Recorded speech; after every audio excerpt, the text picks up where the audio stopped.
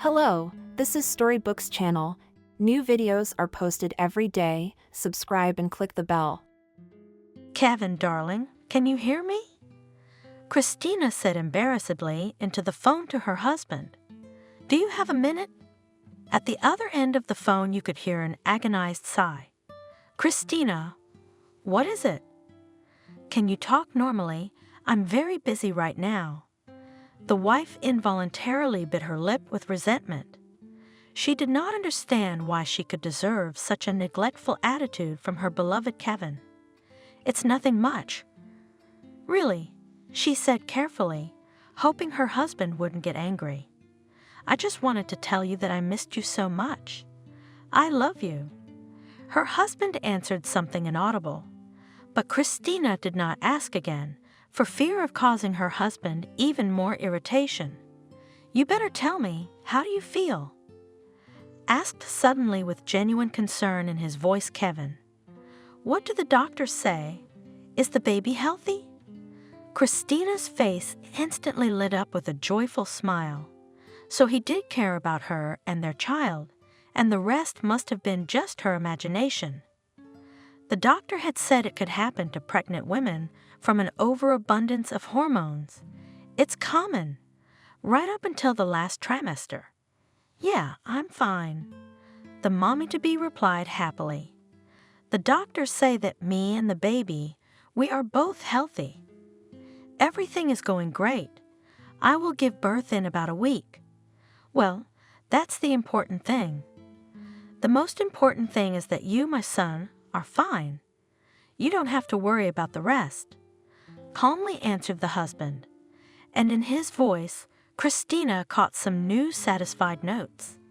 It was as if Kevin had convinced himself of something that his young wife was not supposed to know. Kevin? Christina asked again. What now? Honey, hurry up. You're going to make me late for the stockholders' meeting. You know what kind of piranhas are on the board. I was wondering how Clara is doing. She complained to me the other day that her blood pressure's up again. The doctor prescribed her pills, but I'm not sure she's taking them. Could you make sure she doesn't forget them while I'm away? Clara was the mother of her husband, Kevin, and consequently, Christina's own mother-in-law. Despite the fact that the relationship between mother-in-law and daughter-in-law was extremely strained, Christina always tried to help in any way she could. The young woman was especially worried about the health of her mother-in-law. She always felt bad as soon as she and Kevin began to discuss joint plans for the future, which did not involve Clara. Of course, Christina guessed that the cause of frequent indispositions of her mother-in-law is banal jealousy. But out of respect for the honorable age of her mother-in-law and her sincere love for Kevin, the girl tried not to pay attention to the constant reproaches and nags to her on the part of Clara. Don't worry, Christina. Everything is fine with Mom. Smiling at his wife in the phone, Kevin replied, You know how impressionable she is. Again, probably, she thought of something too much. That's why her blood pressure went up. Yeah, I guess so. She hesitantly stretched out her spouse, but reminded him again. And still control the medication, okay? It's a hypertensive crisis. It's no joke. Okay, Christina, I'm really in a hurry right now. Why don't I call you again tonight, and we'll talk? I can't talk anymore. Kisses. After that, Christina's husband abruptly disconnected. The pregnant woman sighed and quietly went to her bed. She needed to rest as much as possible. That's what the doctor said. The baby was developing normally, but there were still small risks of complications. Therefore, the doctor monitored the condition of the young woman in labor, preferring to reinsure herself once again, so as not to jeopardize the life of mother and child. Something, Christina. Your husband is not very happy about the upcoming addition to the family, right? Miranda asked her mockingly. A young girl pregnant with triplets. Miranda was from the village and had a very rough temper for some reason. Sometimes it seemed to Christina that her roommate was basically unpleasant when others were doing well in life. Miranda herself would never meet anyone after discharge. Her boyfriend dumped her as soon as he found out she was pregnant, so the girl prepared to raise her children alone. Christina felt sorry for her, though she was sometimes amazed at the poor girl's tactlessness. But Christina understood that such behavior for Miranda, most likely a defense mechanism that helped her to accept the fact that she now somehow will have to raise 3 children at once and without any support. No, Miranda, why not? Question for question, Christina answered her. Kevin loves me very much, and he was just asking about my health. Yeah, I heard. The neighbor rudely interrupted her. And he was in a hurry to get somewhere. I guess that's no way to talk to your favorite wife. What are you talking about? Christina didn't understand her. I mean that he was trying to get rid of you on the phone, as if he was so fed up with you. A satisfied smile flashed across Miranda's face. She had managed to awaken some doubts in Christina. I wouldn't be surprised if he wasn't at work right now, but with some girl in a hotel room somewhere. Champagne, roses, and all the classics. Just the way men like it. Miranda, please stop saying such nasty things. The neighbor shouted at her. But why do you take such pleasure in spoiling other people's moods? Why should they all walk around smiling? And I alone should weep that I and my boys will not have a father. But chickens like you, everything is always good. And a handsome husband, a businessman, and a huge house, and even mother-in-law does not spoil their lives. And the main thing is, why is it so that some people get everything and others get a hole from a bagel? I may also dream of a normal husband. And now I have to go back to the village with 3 children. God, if I had only known then that everything would turn out this way, I would have made an abortion right away and would not have dragged it out until the last minute, hoping that this red-haired guy would come to his senses and come back to me. Miranda's face twisted and tears streamed down her face. A second later, there were first thin sobs and then full-blown sobs. Miranda, honey, why are you doing this to yourself? Christina clung to her, trying to hug the unhappy girl. I'm sure you have some understanding people in your village. Maybe they will help you as neighbors, and then suddenly, your boyfriend as his children will see, so immediately and return to you. Where else will he find such happiness?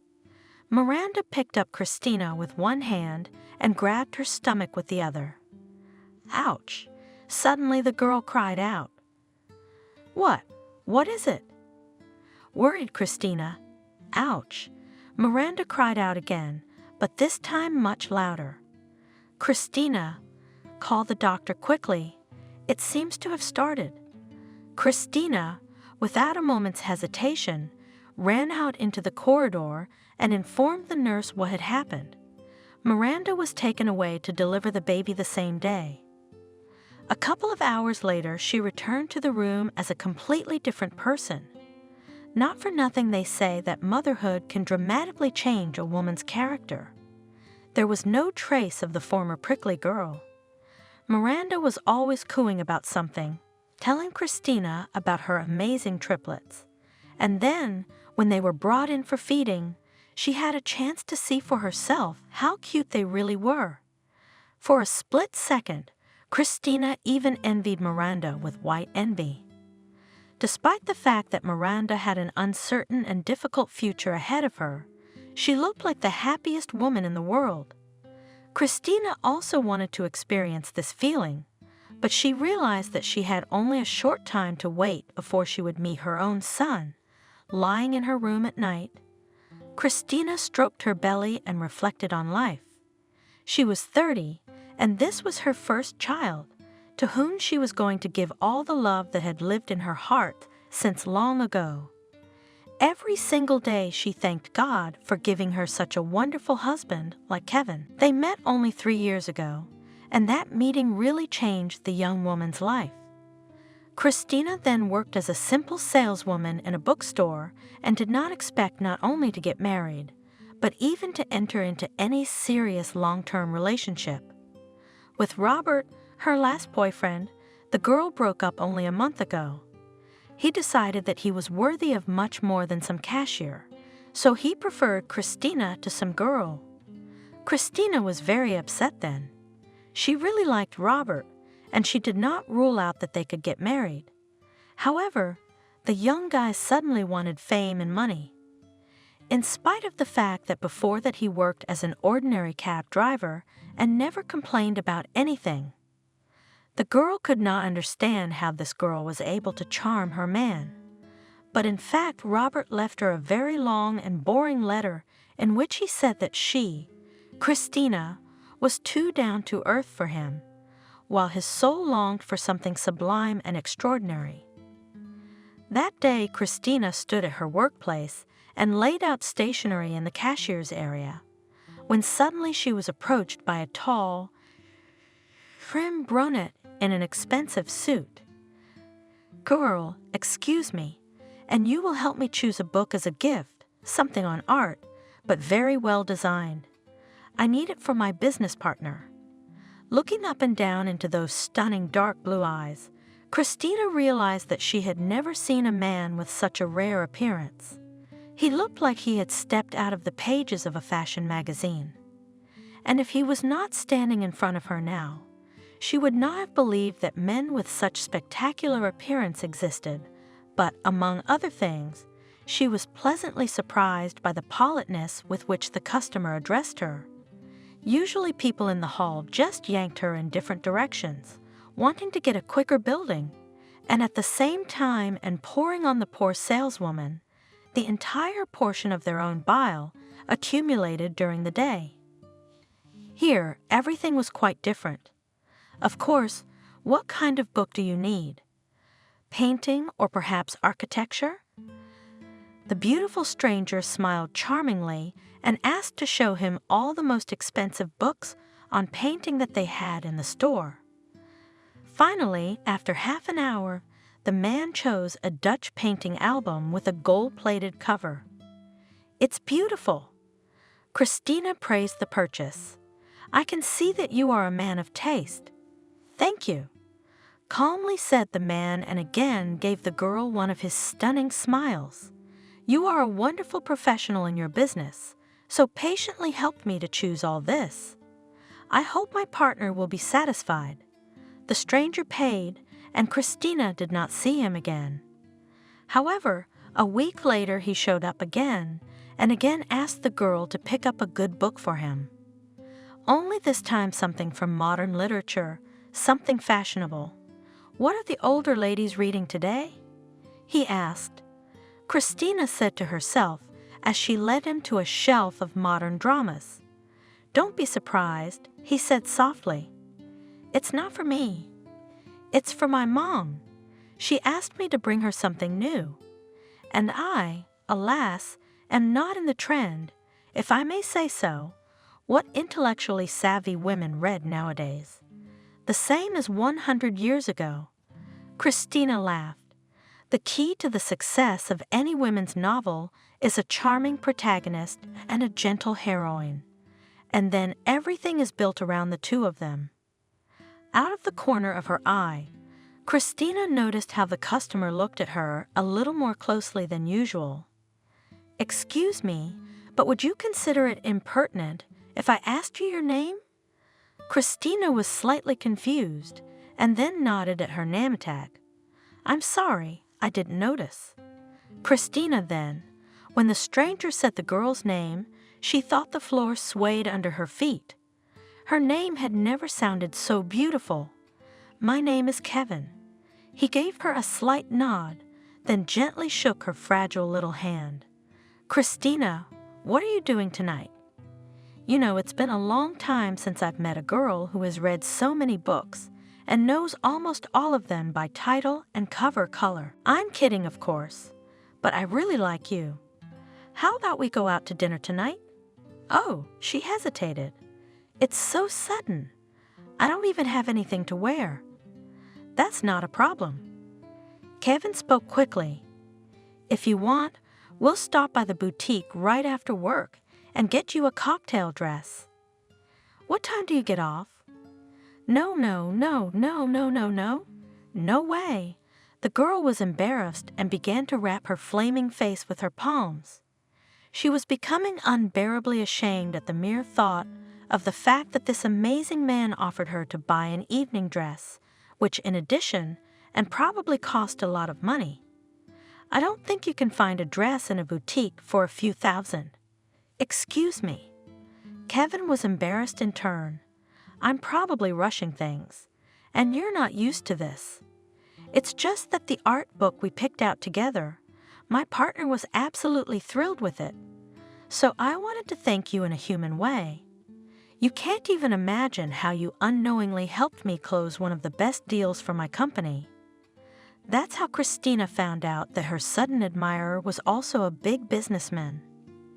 In the end, they agreed that they would meet at 9 o'clock at her house, and from there they would go to the restaurant. Christina could not believe her luck, and in general that such a solid luxury man as Kevin invited her on a date, even out of a sense of pure gratitude. The girl has always been pleased to spend the evening in the company of good and well-mannered people. The first dinner together had gone splendidly. Kevin turned out to be a very interesting and attentive interlocutor, and in conversation he constantly emphasized how pleased he was to meet on his way such a charming, but at the same time intelligent girl. In the end, he charmed poor Christina so much that she was ready to give him her heart that very evening, even though she realized how foolish it was. The first date was followed by a second, and then a third and fourth. Kevin and Christina officially became a couple and did not hide their relationship. Love bloomed fresh roses in her soul, and the simple bookstore clerk could no longer hide her feelings for the businessman, especially since he made it clear to the girl that this is the kind of bride and dreamed of all his life. "Christina, I promise you, if you become my wife, you will never have to work in the store again," Kevin assured her. After a couple of months, he held in his hands a tiny velvet box, inside of which lay a gold ring with a magnificent diamond. "I want you to add to my home library," he told her, smiling, "so that you can continue the work of my parents and bring something new and beautiful into our home and my life. I firmly believe that you will be the only woman in this world who could do something like that. Tell me, Christina, will you marry me?" Christina felt tears running down her cheeks. It seemed that she had gone from real life to a fairy tale. Is it possible? But what would happen if she woke up now, and it was all just a magical dream? "God, I can't believe it's real." Crying with happiness, said Christina. "Oh my God, of course it is." "Yes," the man hugged her, and in that moment they felt like the happiest people in the world. Kevin literally carried his bride in his arms, constantly making her expensive gifts in the form of jewelry, exquisite clothes and perfumes, and of course, the best books he could find. Soon the businessman announced to his mother that Christina officially moves into their mansion. However, Clara, becoming clearly insane, jealous of her only son to her future daughter-in-law, was adamantly opposed to both the move itself and the wedding in general. "Son, have you decided to reduce me to the grave?" asked an elegantly dressed woman in her 60s. "What, Christina? What moving? What wedding, after all? Do you think that if father is no longer alive, you can disgrace our family forever? Mom, you always exaggerate everything." Kevin replied with a slight smile. "You've seen my fiancée. She's the purest, kindest girl I've ever met in my life. Don't you want your son to be happy? Have you decided that you will be happy with her?" Question for question, the mother answered, angrily squinting her ice-blue eyes. "With this orphan, practically a beggar without 5 minutes. What happened to the parents? Would you remind me?" "Mom, I'm begging you." Her son tried to calm her down, but there was no stopping her. "If I'm not mistaken, they died in a fire when your Christina was 9. "Yeah, so what?" Kevin said defiantly. "So Kevin, that girl has had a huge psychological trauma in her head since she was a child." The woman expressively twisted her finger at her temple, alluding to her son's fiancée. Indeed, one could understand the feelings of a woman who now has to share her son with his young wife. But so, alas, it happens sooner or later in all families. The only thing that comforted the girl was that Kevin, for all the loyalty of his mother's character, always remained on the side of his future wife. Even when Clara expressed a desire to personally help Christina with the choice of wedding dress, the groom decided that it was a bad idea and did not let his mother spoil the holiday. It was necessary to see how green then the future mother-in-law of the girl. It seemed that she hated Christina with all her gut, so much that she was ready to sizzle her with just one look. The wedding was held in one of the most expensive restaurants in the country. Since Christina herself had almost no friends and family, most of the guests were high-ranking personalities from the business circles of her young husband. Unfortunately, the only close person of the girl's Aunt Betty, who brought up her niece after the tragic death of her parents, died shortly before Christina met her husband. Therefore, Christina simply had no one to invite to the wedding, unless you counted a few co-workers at the bookstore. Christina kept her dignity and tried her best to prove to herself and her husband that she too could be an elegant young lady of society. Kevin appreciated the girl's behavior and later praised her for not giving his mother an excuse to poke her nose into their business with Christina. The girl was immensely proud of herself that night. Afterwards, she made several attempts to reconcile with Clara, but everything was in vain. No matter how much the girl tried to please the future mother-in-law, it was simply impossible. Time and again the woman reproached Christina that she is not educated enough, poorly aware of the rules of etiquette, and in general absolutely not suitable for her son. Obviously, before her mother-in-law already had in mind for Kevin the so-called favorable party. Christina, with her appearance, just confused the mother of the businessman all plans. The first year of married life became for Christina the happiest. Kevin's business flourished, but he found enough time for his young wife, although he felt a lot of pressure from her mother. Clara strenuously pretended that Christina as a person and daughter-in-law for her simply does not exist. However, Christina was not against and look in her eyes invisible, just so as not to hear once again in his address offensive, but most importantly completely unfounded accusations and reproaches.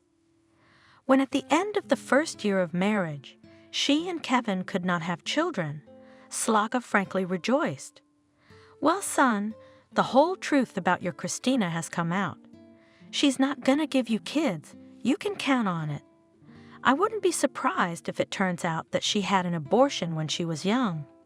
So she can't have children, and she didn't tell you about it, just to marry you as soon as possible. Why are you talking about me like that?" Christina couldn't stand it. It happens often and in many couples. The first year is not an indicator of whether your son and I will have children or not. Maybe we should just wait a year. I'm willing to go to counseling, but I'm sure I don't have any health problems. My mother-in-law just snorted contemptuously. What kind of guarantees can be here that you in the city counseling center do not have girlfriends? Or what, you Banal there do not buy a certificate? Do you think I'm stupid? No, honey, you're not fooling me. I knew right away what you were. Clara squinted at me evilly. My boy couldn't possibly be interested in a gray moth like you, unless you did something on purpose to do so. But mark my words, if you put something on my Kevin, I'll bury you in the damp earth myself. Do you understand me? Kevin, who was present, came close to his mother and said seriously, "Mom, until when are you going to say all this nonsense? What kind of nonsense are you talking? You're a cultured woman after all, and our business with Christina, let alone having children, doesn't concern you at all. I'll argue with you on that one, son." His mother answered him in the same tone. "I am very much concerned with the affairs of your offspring, because who, you tell me, is going to run the company when you're gone? I think I'm well enough to think about such things." Kevin responded with wicked irony in his voice. "Son, we're living in dangerous times." The mother-in-law's lips quivered. "It's unclear what's going on everywhere. Don't you want to be sure that your own son or daughter will be the head of the house after you leave? And I see you're going to bury me already?" Kevin snapped at her, but Christina, whose heart at that moment was breaking with pain for the people close to her, could not stand it and exclaimed, "Clara, Kevin, that's enough. Please do not quarrel because of me." Tears glistened in the eyes of the unhappy daughter-in-law for the second time this evening. "Clara, if you insist, I can bring you a certificate from the hospital that I'm fine. You will choose the clinic where I will be examined to avoid the possibility of a substitute diagnosis on my part. Don't even think about it, Christina." Kevin roared. "She has no right to condemn herself to such an utterly despicable and humiliating ordeal. What is this, the Middle Ages? You and I will figure out when to have children on our own, without the spectacle of this." At that moment, Kevin's mother had a heart attack. "Oh, I don't feel so good, son." "Mom, stop clowning around." Kevin calmly responded, "Don't think I'll fall for your tricks again." "Wait, Kevin, what if she's really sick?" Christina got worried and rushed to her mother-in-law. "Clara, where do you have a heartache?" The mother-in-law hesitantly touched first the chest area and then the head. "Tonometer? Christina? Please hurry up. I think my blood pressure has spiked again." The daughter-in-law rushed into the living room to get the device, and when she returned, she heard only a scrap of conversation between mother and son, in which Clara strongly warned her son. "Keep in mind, son, if you don't have children in a year, blame yourself." The girl stood with the tonometer pressed to her chest and froze, unable to move. So Clara had tricked her again. But why? Why did she hate her so much and turn her own son against her so zealously? Was it only because Christina had the misfortune to be born into a very poor family? The thought of it was so disgusting to the girl that she quietly put the pressure gauges in place and silently went up to her room. And now, almost a year later, she was expecting her and Kevin's first child. Christina really wanted to name the boy Ethan, in honor of his grandfather, but did not know whether Kevin himself would approve of such a choice. However, her husband during the pregnancy noticeably distanced from her, and the girl even began to worry about it. He was almost no interest in his wife, more often late at work. Christina herself timed and again caught the gloating glances of her mother-in-law. The future mother did not know what could be associated with such behavior of her husband, and therefore all the time was tormented by speculation, what she did wrong. After Miranda's roommate Christina gave birth, Kevin stopped calling his wife. With each new day, the anxiety in the soul of the woman only increased. After all, when she dialed her husband's number, he invariably dropped the call. What is this business? Christina said to herself, winding circles around the ward. She was about to give birth. She had not heard a word from her husband. Is that any way to treat a pregnant wife? Christina thought. Did Clara have a hand in their relationship? But she couldn't be crazy enough to risk the health of her own grandchild. What if something terrible happened to Kevin? God, I wish I'd thought of that before. It flashed through the girl's mind. She immediately called her mother-in-law. However, she was waiting for the same picture as in the case of calls to her spouse. No one answered the phone, or the line was immediately cut off. What the hell is this? Walked backward forward the girl, when suddenly felt how much she had tightened inside her stomach. Here we go, Christina realized, and immediately called for a nurse. 4.5 hours later, Christina gave birth to a strong, healthy baby boy. "Congratulations," said the satisfied midwife, handing her her son. $3,500. A real big boy. Have you thought of a name yet? Ethan. Christina responded instantly, no longer able to change anything. If Kevin didn't answer the phone, she would make the decision for both of them. Ethan, that's a nice name, soft, the nurse said, and then took the baby away from the woman for all the necessary procedures. Don't worry, Christina. We will bring you a boy for feeding. Only a little later. Has the husband been informed? Yes. Christina lied in a weak voice. He said he'd be here soon. He's just busy at work at the moment. The midwife and nurse looked at each other, but said nothing. A few hours later, little Ethan was brought to Christina, and she was able to admire her tiny son for the first time. How sweet you are. What a beautiful, wonderful, most favorite boy, Christina said, kissing her son on his forehead and hands. After feeding Ethan, the young mother immediately fell into a pleasant sleep. Rest properly. You will need it now, the nurse admonished her. You won't be able to sleep properly for at least 6 months. I don't care, Christina answered her as she fell asleep. The main thing is that Ethan is with me now. A week after the birth, no one came to pick her up. From excitement and anxiety, Christina almost lost her milk.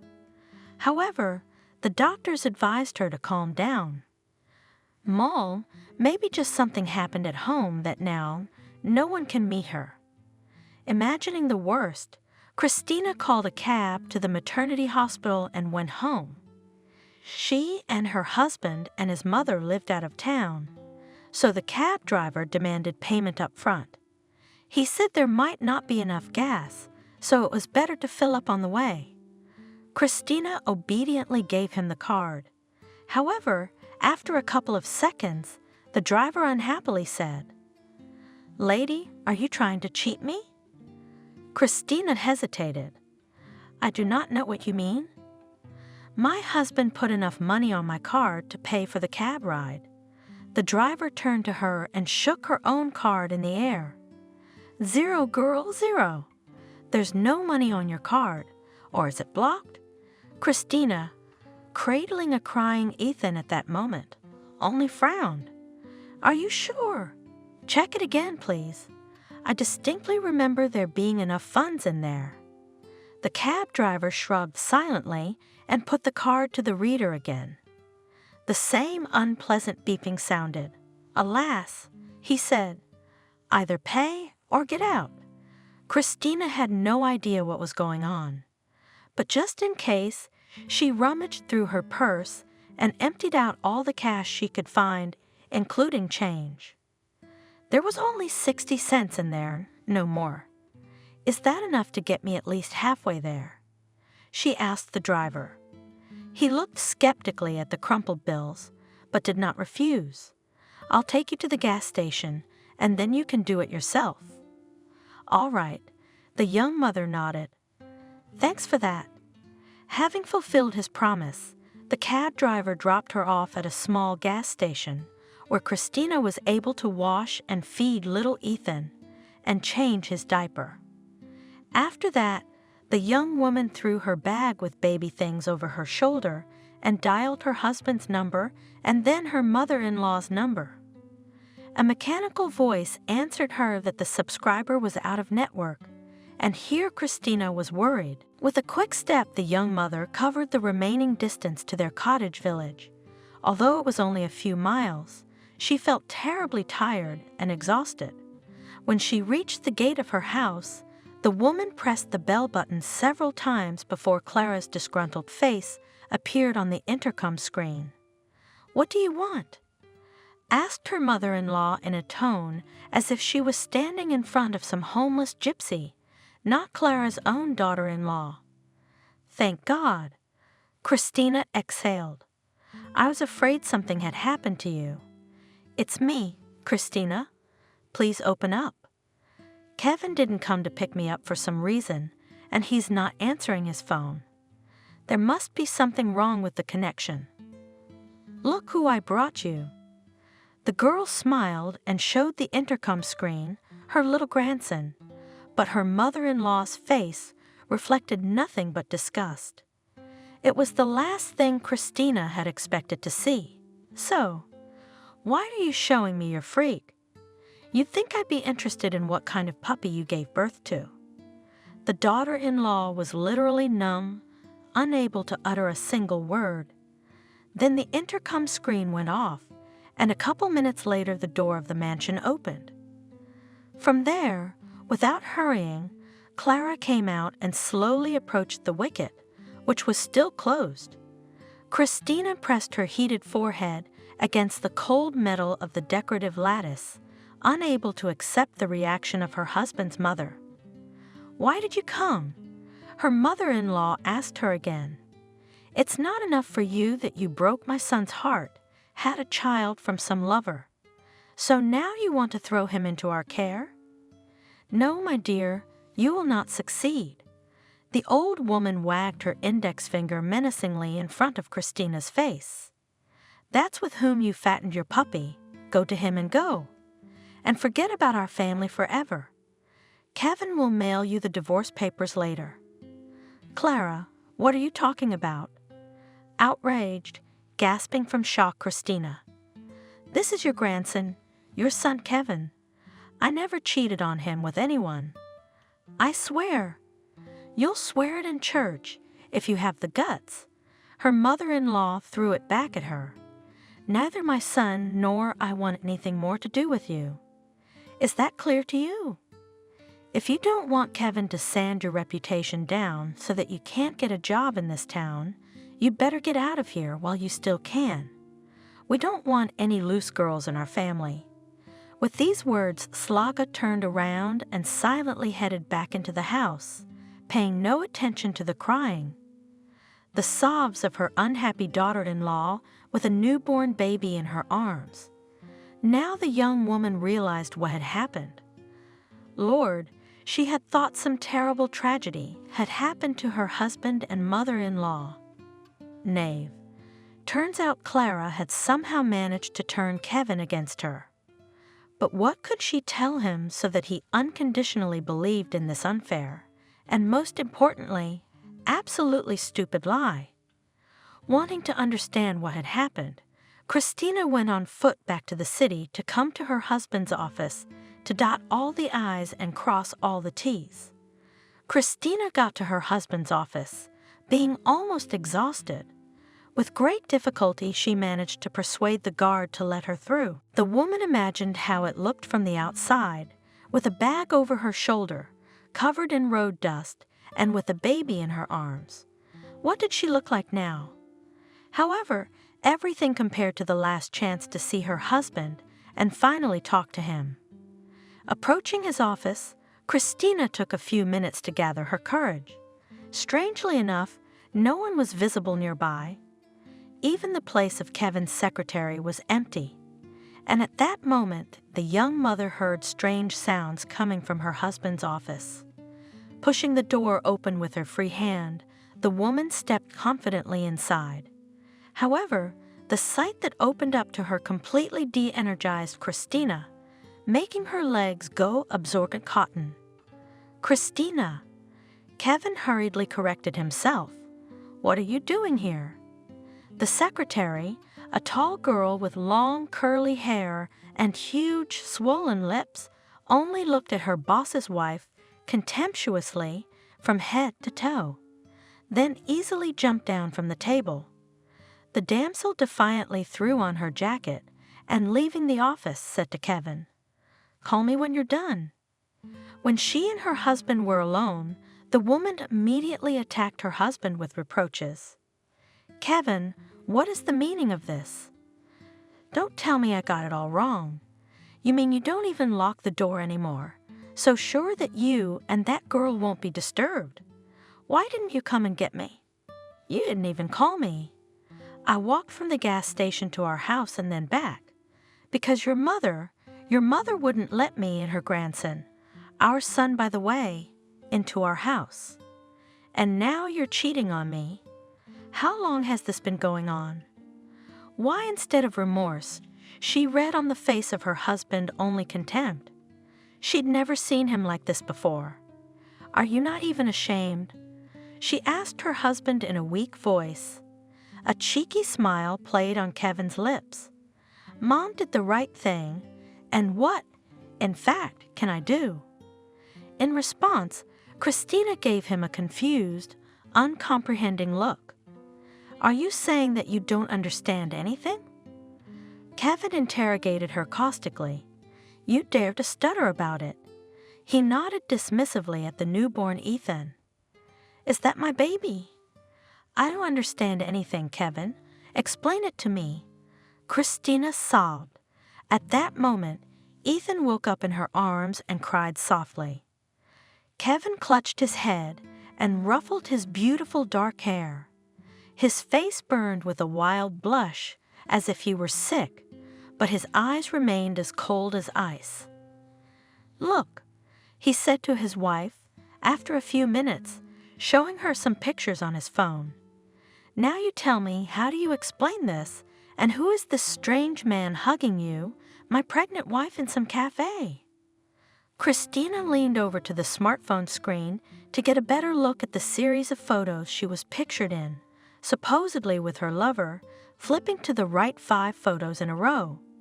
Christina felt her legs grow colder and colder with each new photo.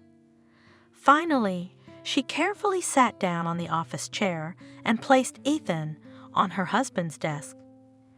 Jesus, she whispered. Kevin, where did you get those pictures? The woman's eyes flashed with such intense desperation that it was physically impossible for her husband to lie to her. What's the difference? Mom sent them, he finally admitted. She was watching you just before you went into labor. She sensed the baby wasn't mine. So she tried to get proof. Proof of what? Kevin is my classmate Jacob. I hadn't seen him in almost 15 years. We ran into each other at the center that day. He offered to help me carry my bags to a cab. If that were true, he wouldn't have touched you so boldly. Kevin shouted stubbornly, Don't yell like that. You've already scared our son. Shouted to him, unable to contain her spouse's feelings. Yes, I went with him to the cafe. We had coffee and friendly. I repeat, especially for you, in a friendly hug, and that's all. Nothing happened. That's not my son, don't lie to me. The businessman continued to stand his ground. How do I know you haven't met him before? And this child is not his. We can do a DNA test if you're so overcome with paranoia. Couldn't resist a little sarcasm, Christina. But how would you feel about that?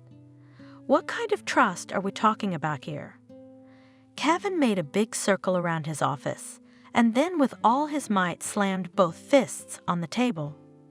Insane, Christina exclaimed, barely managing to grab Ethan out from under his arms. You and your mother have gone completely insane. How could you disown me so quickly? How could you believe her, knowing how much pain she has caused me, and always intended to cause our family as well? My mother would never lie to me about such things. Kevin answered her with a grim smile. Also, she brought me his tie, didn't she? That freak who is supposedly your classmate. That you played with him somewhere and forgot to return the tie to your lover? Christina laughed hysterically. Kevin, but you realize that she simply gave it to me. How can you believe in such blatant nonsense? If we're being honest, don't you carry around souvenirs from your secretary? And then it happened that forever divided the young mother's life into before and after. In a fit of anger, Kevin flew up to his wife and slapped her across the face with a ringing slap. Christina barely stayed on her feet, clutching her son tightly to her chest, glaring at her good husband, who didn't seem to have expected such a reaction from himself. Christina walked silently to the door. Christina, no, wait. Her husband wanted to justify himself, but she shook her head negatively. "Stay away from me," the woman said through gritted teeth. "Don't ever come near Ethan and me again." The next second, the young mother slipped through the doors like a cat and dashed for the elevator and farther downstairs. Away from this horrible person and place. Christina herself did not remember how long she ran. The young mother came to her senses only after a couple of hours. It turned out that she was sitting and crying on a playground in some yard. Little Ethan had fallen asleep in her arms, but that didn't make Christina feel any better. She no longer had anything to feed him when he woke up. From the stress she had been through, the young mother had completely lost her milk, not knowing what to do with no money and no further plan. The woman just sat on the bench and stared at one point as she continued to rock her baby. Tears of pain and disappointment rolled down her face in hail. Another betrayal of a loved one had hit Christina's nervous system too hard. "Christina, is that you?" A pleasant female voice suddenly sounded behind the young woman. Christina slowly turned around. Looking at the person who spoke, Christina even stiffened with amazement. In front of her stood her high school literature teacher, Vanessa, a diminutive older woman who was already in her late 70s. Looking at Christina with the same warm, affectionate smile she had when she was a child. "Vanessa, how did you recognize me?" The woman whispered in a voice weak from fatigue and hunger. The woman only grinned in response. "How could I not recognize you, my dear? I remember all my students. I have such a photographic memory. What are you doing here? Are you sitting here all alone? How small is your baby? You must have just given birth." Christina nodded silently. Then her former teacher came closer and looked carefully into Christina's face. "My dear, I can see you need help. Let's go to my place. I don't live far away. I have hot soup you can eat and feed your baby. Shall we?" "No, I can't," weakly objected Christina. "That I will burden you with my problems. Now I'll sit here a little rest, and Ethan and I will think of something." "Right, Ethan?" Christina looked at her son with inexpressible tenderness. After that, Vanessa was convinced that her former student was in a bad way. "Christina, don't give me any ideas," she said in a slightly more stern tone. "Where are you going now in the evening with a child? To the train station? And yourself and your little one you want to jeopardize?" "No, I feel really bad, Vanessa. I'm not sure you'd be comfortable with me and my son."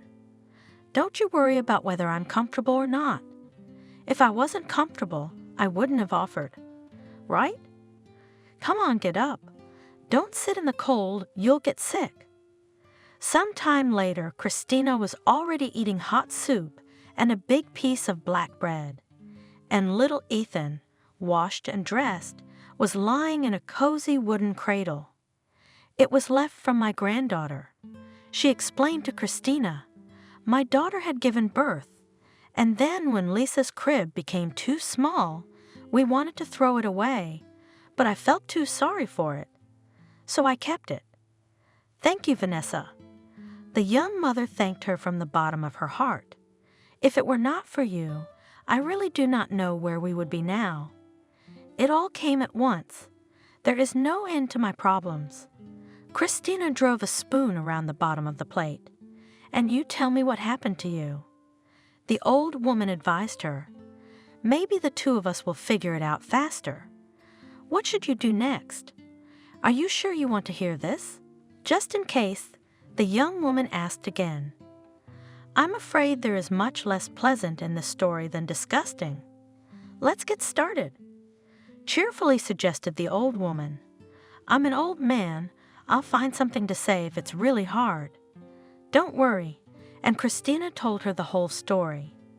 Finally, when the former student told her savior how her husband dared to raise his hand on her, Vanessa only splashed her hands. What kind of a bastard is that? No, how is it possible so native son and not recognize? I tried to explain everything to him, but he was as if in a trance. He didn't want to listen to me. Christina explained. First he threw accusations, and then he attacked you. What a raging dog! The teacher finished for her. I'll tell you something, Christina. A mother's influence on her child is very great. If it was his mother who turned him against you, then there's no choice. He'll choose her over you. That's what's so terrible. Almost crying, Christina said to the teacher, I don't understand. At what point and why did he suddenly change so much towards me? Here is the cross that I never cheated on my husband. Christina crossed herself 3 times, and he just out of her door immediately began an affair with his secretary. Christina, unable to bear the pressure of her feelings, burst into tears. Vanessa immediately began to comfort her. Don't cry so much, don't worry. Now you have someone to care for you and to give your love to. If your husband does not come to his senses, then he is not your man. And such things happen in life, and you can live with it. But what about Vanessa?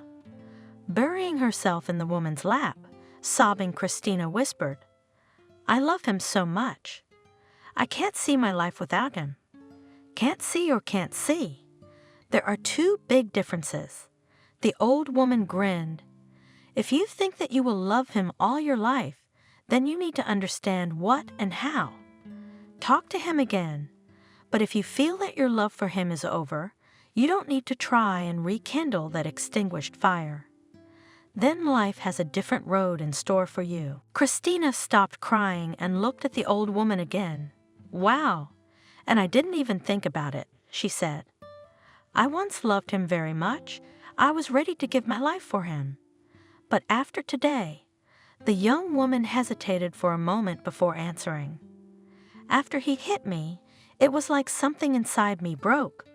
You know, as if a rope had been sawed through, and everything, the weight attached to it, was flying into the abyss. And I, like that weight, am flying somewhere I don't know where to. Vanessa smiled. Maybe you are not flying to the abyss, but on the contrary, you are flying up to the sky. Think about it. The old woman winked at her pupil. Now let's get ready for bed. I'll make a bed for you and the baby in my daughter's former room. I have fresh linen and new furniture. Sleep well, and tomorrow we'll think about what you should do. You will stay with me for now. It will be easier together. Christina thanked Vanessa as she had never thanked anyone in her life. Who would have thought that after so many years, she would not only meet her former teacher, but also get from her the only one of all support, and the best help that she could give Christina at that moment. And so they all began to live together. Vanessa's payment was enough to feed not only herself, but also Christina. The young mother ate very little and used to do with the simplest products. The half-starved childhood with Aunt Betty was an influence. However, the young woman could not afford to just hang on the neck of her former teacher. So soon she went to work. Kevin, it seems, fulfilled the promise made to his wife by his mother and deprived his wife of the opportunity to get a job back in at least some more or less decent place. But Christina did not despair. She went to work to put up ads. She did it quickly. It took her a couple of hours a day, and then got the money and hurried to the store to buy all the necessary things for her son. One day, when Christina stood at the bus stop and passed at the next batch of outdoor ads, she was called by a familiar voice. Christina! Christina, how did you get here? Hearing the familiar timbre, the woman cringed, less than anything else in the world. She wanted Jacob, the same high school classmate who had caused her to leave her husband, to see her like this. I can see it's you, Christina. Stop it, please. She turned to face the man and read the mute amazement in his eyes. What does it mean? He asked seriously. The last time I saw you, you were doing great. You were going to be a mother. And now, is the baby okay? Jacob sounded worried, and Christina was pleased that he still remembered how she felt the last time they met. Don't worry, Jacob. Everything's fine. I had a boy named Ethan. Oh, thank God. He exhaled. It's just that you said the doctors wanted to monitor you longer. So you're going to the hospital earlier. Christina smiled, embarrassed, and there was an awkward silence between them. How are you doing? Christina asked casually. What are you doing in this neighborhood? Jacob smiled and pointed at the bulky bags in his hands. Yes, I want to visit my mom. I've been promising for a long time, but I haven't had time. We opened 2 new salons last week. I had to check so many documents. It was horrible. Bright eyes of the classmate looked at Christina with such calmness and kindness that she involuntarily transferred his positive outlook on life. She remembered that Jacob ran a chain of car dealerships around the city. His business was doing well. Do you want me to help you carry the bags? Christina asked him out of the blue. She didn't know why she wanted to offer him that now. After all, what does she have to lose? Her husband's love could not be returned to her anyway. Jacob was not to blame for the fact that Clara used him in her nefarious plans to get rid of a bad daughter-in-law, and the classmate always treated her well and even began to worry about the health of her tiny son. Won't you get scolded? Asked Jacob, pointing to the stack of ads in her bag. No, I still have time. The woman answered him cheerfully and picked up one of his grocery bags. As they'd approached the house where her mother lived, Christina had a strange feeling in her heart. But when they entered the entrance and began to climb to the 3rd floor, the woman's eyes, Okay, Mom, I'll go, I guess. I will not take you, Christina, from important matters. Jacob suddenly started to go, and his mother just grinned. Oh, look at him, Christina. What a businessman. All this business is burning under his feet, that he cannot even an extra 5 minutes with his mother to sit. Christina genuinely admired watching the relationship between Jacob and his mother. Unlike her experience and what she had seen between Kevin and Clara, there was not even a hint of the dependency and manipulative tendencies that her mother-in-law possessed to perfection. Yes, these people behaved much more simply, but there was such kindness and love in their hearts, the kind you don't see every day between parents and children these days. Christina, then let's meet on Monday.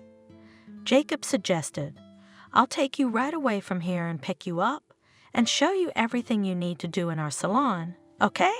Sure. The woman nodded to him. Jacob, thank you so much again. If it weren't for you. Don't go on. Wave goodbye to her classmate. That's it. I'm off. I'll call you the other day. 6 months flew by. Christina studied at Jacob's company and started working as a manager. She and her son rented their own, quite comfortable apartment, and every week they came to visit Vanessa. Jacob himself didn't mind. During the time they worked together, the former classmates felt that they were united by something much deeper than the usual working relationship. Jacob was easier to talk to than Kevin. He had a good sense of humor, but most surprisingly, he was able to get along with Ethan right away. Christina, watching them play in those moments when the man stopped by her house, was only amused. Of course, Jacob gave toys to the child, and with his mother he solved exclusively business issues in the kitchen. but they both already felt how between them formed some new, completely unlike anything else connection. And then one day the man decided to invite the young mom on their first real date. Jacob was very excited and prepared a huge bouquet of scarlet roses for his companion. Christina appreciated the compliment. She was pleased with such attention. After all, despite all the ordeals, part of her feminine soul still wanted warmth and care. Wow! And where are we going to go with such a bouquet? Surprised Christina. We will not be allowed to go to the museum. And we will not go to the museum. Jacob agreed. Let's you now put the flowers in a vase at home, and then we'll go to the opera. I got 2 tickets to the Mermaid. I think you're gonna love it. I can't believe you like opera. The woman admired me wholeheartedly. Sometimes for a change, nodded the businessman. A few minutes after Christina took the bouquet upstairs, Jacob opened the door of his snow-white car in front of her. Please, my dear lady, today a rich cultural program awaits you. Oh, don't call me lady, okay? She asked him. I have not liked this title recently. Jacob understood what she was saying and promised her not to do it again. Christina and her mother told him in general terms about what had happened, avoiding unnecessarily dramatic details. However, the main conclusion the young man had already made for himself. This Kevin and his strange mother are real monsters. After the opera, which Christina really liked very much, the couple decided to walk around the central square. That's where their first kiss happened between them. Jacob did not remember exactly how he embraced his companion. He only felt a long and strong golden thread between his heart and Christina's heart. What will happen to us now? Christina whispered to him, pulling away reluctantly from his lips. What will happen? You'll divorce your husband, we'll get married, and I'll adopt Ethan. Christina gently pulled away from her classmate. Are you seriously telling me this now? She asked, looking Jacob in the eyes. Are you really ready to live with us for the rest of your life? Think carefully. To your friends, I'll be a divorcee with a trailer. I think that's what they call it now. Jacob gave a short laugh. I don't care what anyone thinks of me. I'm going to marry you, not public opinion. Christina, I've loved you since the 5th grade. It's just that you got lost after school, and when we met, you were all ready. Don't continue. Softly said the girl and again pressed against him in a tender kiss. Jacob, there is only one thing I want to warn you about. What is it? Her companion frowned slightly. If you betray me, I'm like that mermaid. I won't survive it. My heart just can't take it anymore, and I'll turn to foam. Jacob lovingly embraced Christina, and they looked up at the huge moon hanging over their heads. Then it's in my interest to keep you from turning into a mermaid. Jacob smiled. You will remain a man, a woman, and my wife, and the mother of Ethan, and then, perhaps, of our children. Oh, Jacob, blissfully whispered Christina and pressed against the shoulder of her lover. You've always been like that since high school. What? Cheerfully asked her man. What funny? Joyfully touching the tip of his nose, Christina shrieked with happiness, and they spun in a silent dance on the sidewalk. That evening was one of the most beautiful in the young mother's life. That evening on their way back, they stopped at Vanessa's house, where Ethan was visiting. Christina asked the woman for permission to leave her son with her for a few hours, and the former teacher gladly agreed. Christina wanted to pick up her boy to go to her apartment with him. But no sooner had she and Jacob made a couple of steps towards the entrance, as the road was blocked by a huge black Jeep, painfully familiar to the young woman. Hello, wife. Kevin fell out of the cab and greeted his wife with a slurred tongue. Noticing a companion beside her, the businessman immediately dared, trying to pretend that he was fine. Kevin, Why did you come here?" Christina marveled at his appearance. "In fact, how did you find me?" The woman smelled the strong odor of very strong drink coming from her husband. Kevin had definitely had too much cognac. "God, buddy, how could you even get behind the wheel in such a state?" asked Jacob. And he carefully stepped in front of Christina and closed her from her husband with his back. Kevin's gaze was cloudy, but Kevin could read the displeased expression in it. "That's right, hide her from me. She's such a treasure, and if she runs away from you, you'll be looking for her for 6 months. Kevin, what do you want from me? I ask you again?" Christina stepped forward. She really wanted to get this over with once and for all. "How so?" Her husband tried to take an upright position, but he did not succeed, so that he had to lean on the door of his own car again. "I want to talk to my wife and see my son." Christina was indignant. For a second she even lost the power of speech. "Wow! And you were good. You did not waste time." Kevin said, "Vaughn found another sponsor, or wait a minute." The businessman took a closer look at Jacob. "So it's the same face in profile." "Dan, Christina, so you were having an affair with that creepy guy after all. I guess I was fooled after all, wasn't I?" Christina did something she'd wanted to do for a long time. She went over and gave her scoundrel of a husband a well-deserved slap. "He wants to see his son. That's how you talk. And when we had nothing to eat, because you blocked all our cards, did you also think about your son? Or maybe when you slept with your secretary, you only dreamed of reading a bedtime story to your newborn son. You're a bastard, Kevin. The lowest, meanest person I've ever known. And speaking of Ethan, you shouldn't have come. If it makes you feel any better, he's not your son. Ethan is my child alone. And believe me, I'm raising him to be a normal person, not like you." Turning on her heels, Christina wanted to leave, but Kevin suddenly grabbed her arm. "You're stupid. Don't you know what you're doing?"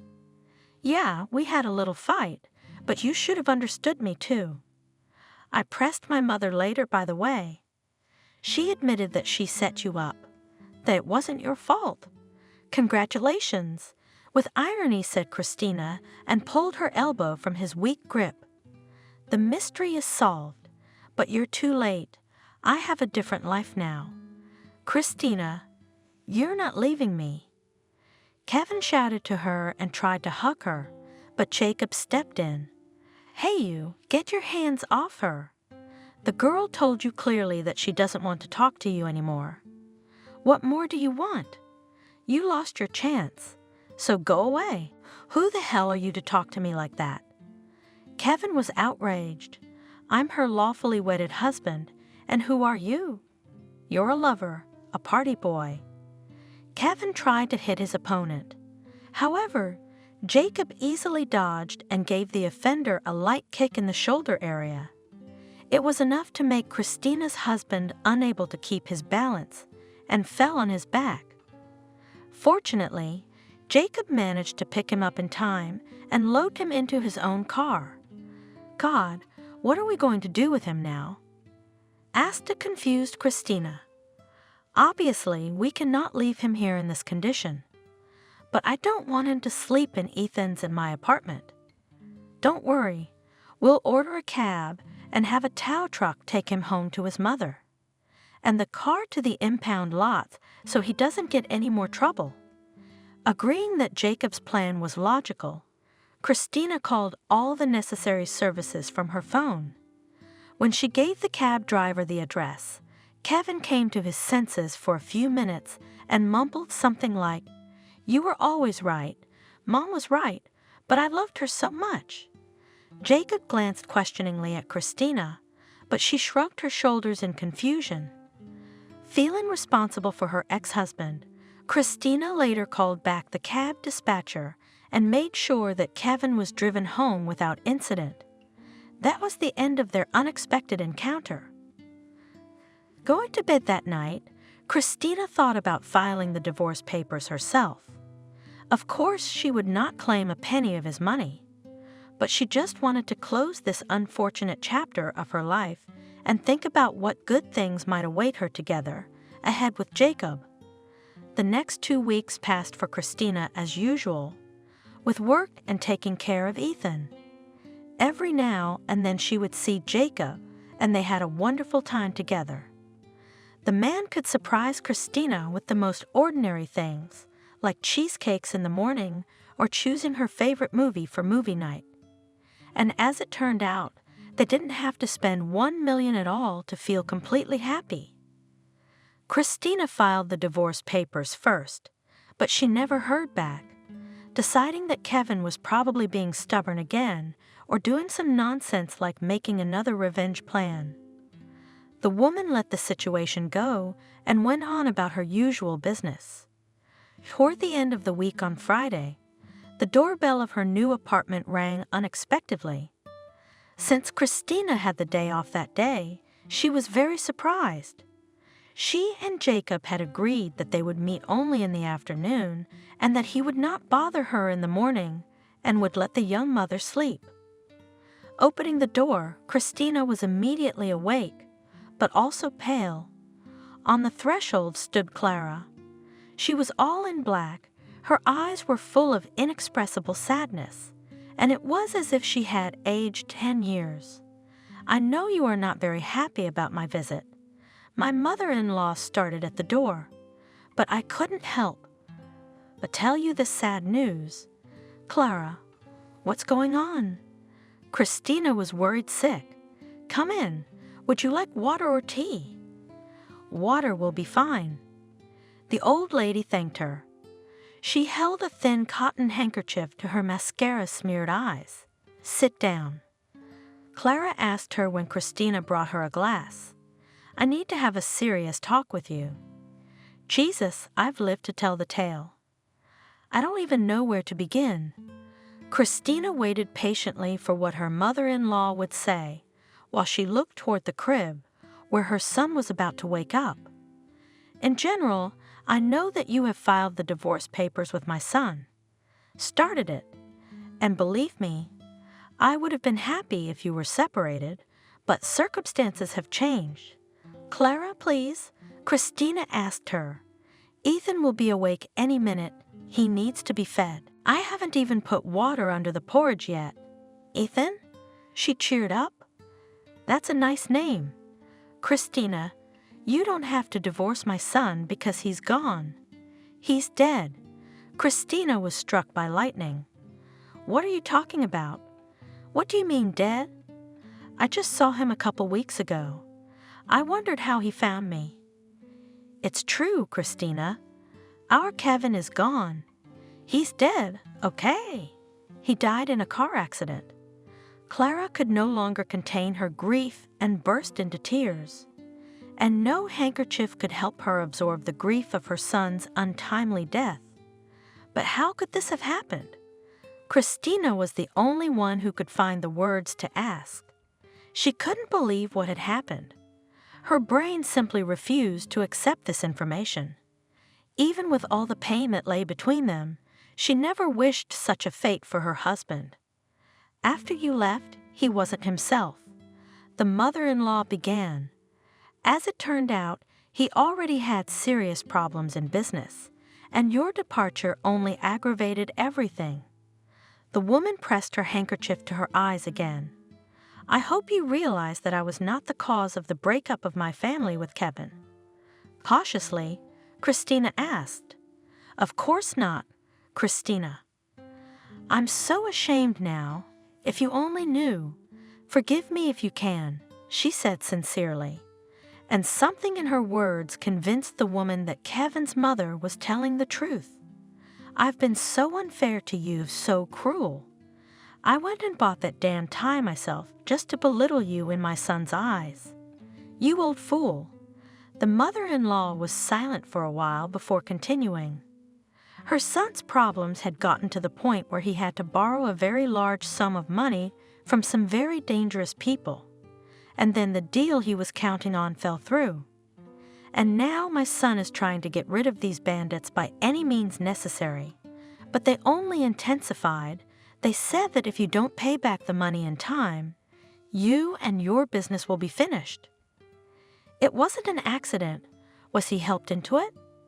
With pale lips, Christina asked. I'm afraid he helped himself. Hardly, sighed the mother-in-law. He started drinking very heavily, gambling, hoping thereby to make more easy money. But it was all in vain. His whole life and business had collapsed in just a few weeks. The police said that when they found his car, it was like a tin can.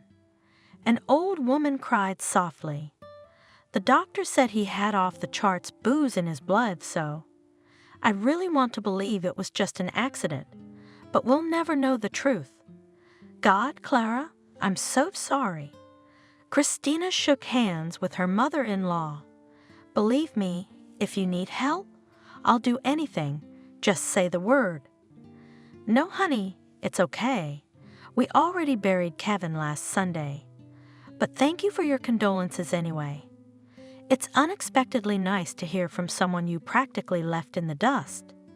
God, if you only knew how disgusted I am with myself when I realize how easily and aimlessly I ruined your life just for fun, just to show Kevin that I am better than you and you are not worthy of my son.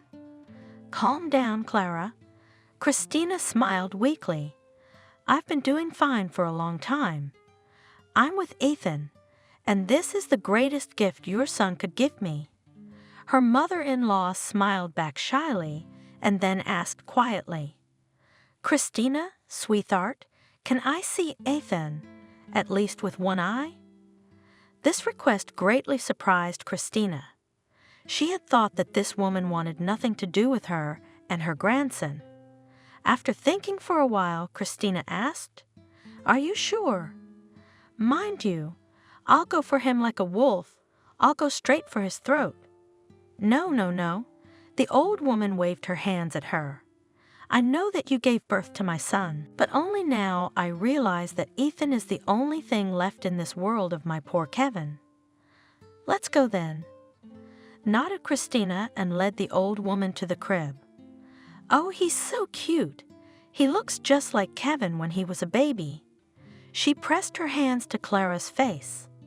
Christina, I beg you, let me see my grandson, at least sometimes, at least a couple of times a month. Christina only smiled calmly. From the fact that I forbid you to see him, you will not cease to be his own grandmother, Clara. Of course you can communicate with your grandson.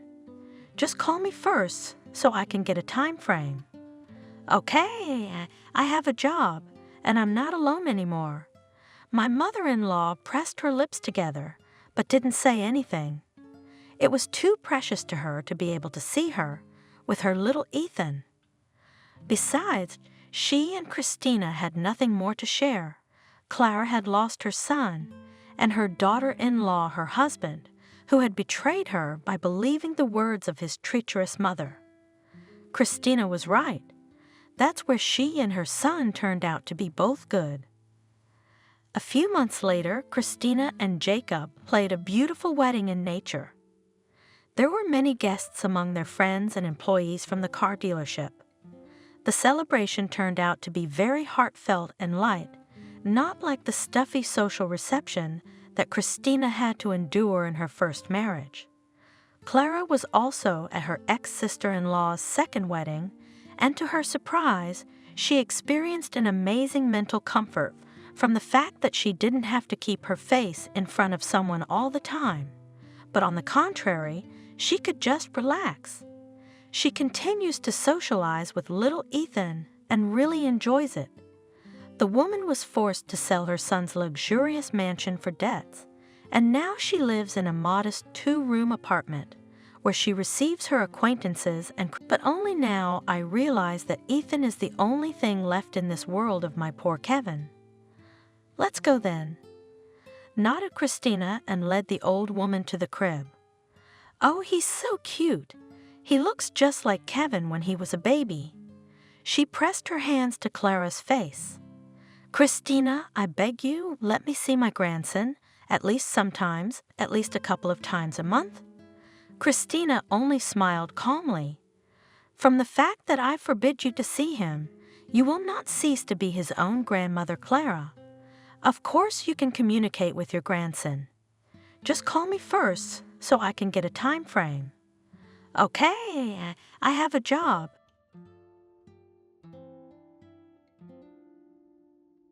Subscribe and click the bell. A pedigree cat in good hands. Age 9 years. She's a mountain cat. Eats premium dry food. Call the number. Maria shuddered. She was so struck by the photo of a white cat, which looked from the phone screen with the eyes of her favorite. The cat Charlie, with whom the girl was inseparable since childhood, recently died, and the cat in the picture was incredibly like him. The girl read the ad again, then gazed at the image of the kitty, thought and dialed the indicated number. Hello, hello. I'm calling from the ad about your cat. I'd love to see her. You see, she looks just like my dead cat. You'd think we cloned him. Hello, you're welcome to visit us anytime. The woman on the other end of the line had a nice, low-pitched voice. I think you'll like my Marquesa. She's very smart. Maria noticed that the woman seemed sad or tired. It turned out to be a short drive right halfway to Maria's work. Arranged a time to meet. Maria didn't want to put things off and drove to the specified address right after work the very next day. A strange excitement swept over her, as if meeting someone else's cat was something special and decisive. When she found the right entrance, she stood for a minute, inhaled deeply and resolutely went inside. There was a tiny rug by the door of the right apartment. It was clean. She pressed the bell, and a very thin woman of small stature opened the door. Good evening. It's me, Maria. You remember from the ad? Yes, of course. Come in, please. I invited a guest. The woman walked forward. Maria noted that her gait was not firm, like a completely alive person, an underground atom of the corridor. Passed into the room. In a small apartment of the old type stood hospital sterility and emptiness. No furniture, no appliances hung on the chairs or scattered clothes not personal without girls, or those not too necessary things, which and promolu dwelling coziness. Even the curtains on the windows looked poor and temporary. From some cheap and frivolous matter, this house would appear uninhabitable. If his mistress in a white kerchief had not sat down opposite Maria on a small sofa, having previously made an inviting gesture not without shyness. Maria looked at her. That looked haggard, bloodless face, as if the countenance from an icon, make yourself comfortable, said meanwhile the woman Adriana, and here is our Marquise. She led her hand to Maria immediately at the entrance, already saw this incredible picture.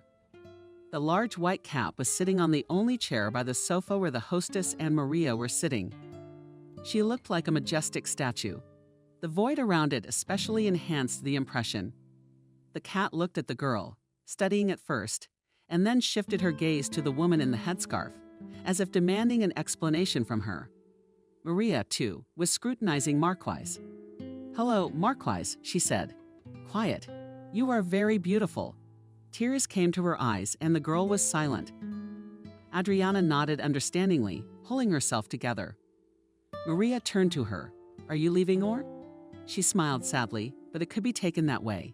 She remained silent for a moment. It was evident that the explanation was not easy for her. I love her very much, but Adriana slowly pulled the headscarf off her head and exposed a completely smooth skull. Oncology. The last course of chemotherapy was in vain. There's no point in having surgery. Not 6 months left. Maria, stunned, remained silent. That's why her voice is so awful, her face so pale. That's what the scarf hides. What can I say? You know, I've grown tired of the thought. Adriana went on. Is it true that one gets used to everything? At first, the news is like a lightning strike, and then you have to get on with your life. You can't go to the coffin alive. She grinned bitterly. The two women felt sympathy for each other from the first words and continued to talk about some unimportant things. Strangers seemed to have nothing in common. But two lonely people needed warm companionship. Meanwhile, Marquise jumped from her chair and approached them. lost her feet Adriana, then raised her muzzle to Maria and flashed. Friends, Adriana predicted and smiled. But you know, Maria, it's complicated. I think you'll understand. I have to go to the hospital soon. Until then, I'd like to keep Marcus with me for 2 weeks. Do you mind? And you'll come over after work. You'll get used to each other. Of course I don't mind. Let him stay, of course. Maria left to visit her new friend and her cat during the agreed time. She was anxious, but at the same time lightened up after this meeting. This evening filled her with memories. With all her heart sympathizing with Adriana, she involuntarily compared her fate with someone else's. Thought of loneliness. The girl realized that attachment to an animal is not a bliss, not the whim of a sick person. Her cat Shirley, who had literally grown up with her in her old age, had become quite infirm. Coming in the evening from the realtor's office, where she worked as a lawyer to formalize transactions, Maria, sadly looking into his sad eyes, watched almost human clumsy movements, his paws, which Soen wanted to call pedagogical. And no vitamins could help him anymore. Veterinarian, to which Maria in despair took the pet, only sympathetically sighed and offered, "Well, Davabushka, your cat is still long-lived. I am not God, and give him a second life cannot, but to alleviate his suffering can." He cast a glance at Maria, whose eyes rolled involuntary tears. "It'll be easier for you. 1 injection, and the patient will go into a soft, eternal sleep. Believe me, it's the best thing we can do for him." Maria refused. She walked home. The two of them stoically endured the difficult months, without words understanding each other. The cat lay there exhausted, not wanting to eat. He wouldn't eat. Only his gaze was understanding or goodbye. The girl cried, turning away. She was sure that Fluff would feel her despair if she showed him her tears. And one evening, when the mistress came home, found her Fluffy. The comrade had already calmed down for good, as if he tried to ease the suffering of his mistress. Maria spared neither strength nor time to take the fragmented and lost soft on the left pet's body to a distant abandoned house to bury him near her favorite lilac bushes, where once long ago they had spent many happy hours with the whole family. She was left all alone. The girl was coming back from the half-destroyed fence of the old dacha, limping a little and talking to herself. Now there was no one to talk to. We have to do something. We have to live somehow. Somebody's cat and somebody's best friend. It's not my fault I'm alone. I've got to live. So talking to herself, she reached the entrance, where the train stopped under the clatter of wheels and conversations. She looked out the dirty window and decided to take the cat. In the province, a lonely person can be seen at once. Neighbors know almost everything about him, everyone in sight. The fate of a loner in a big city is unenviable, especially if the character of the person is peculiar. Maria was a kind and intelligent girl, but a childhood trauma left her with a slight, almost imperceptible literacy on one leg. And here with this complex, she never managed to cope in the distant youth of a romantic young lady. She had the misfortune to fall in love with a kid from the neighborhood, Ethan, black hair and swarthy. He looked like a gypsy. He had incredible charm. They call it charisma nowadays. He was a gung-ho, desperate soccer player. A couple of yard games have not left yet, and Maria could stealthily watch the boys, pretending that she was interested in the game and not one of the players. Girlfriends and petite boys were squealing, yelling. Maria, too, was in this crowd of admirers and caught Ethan's every move.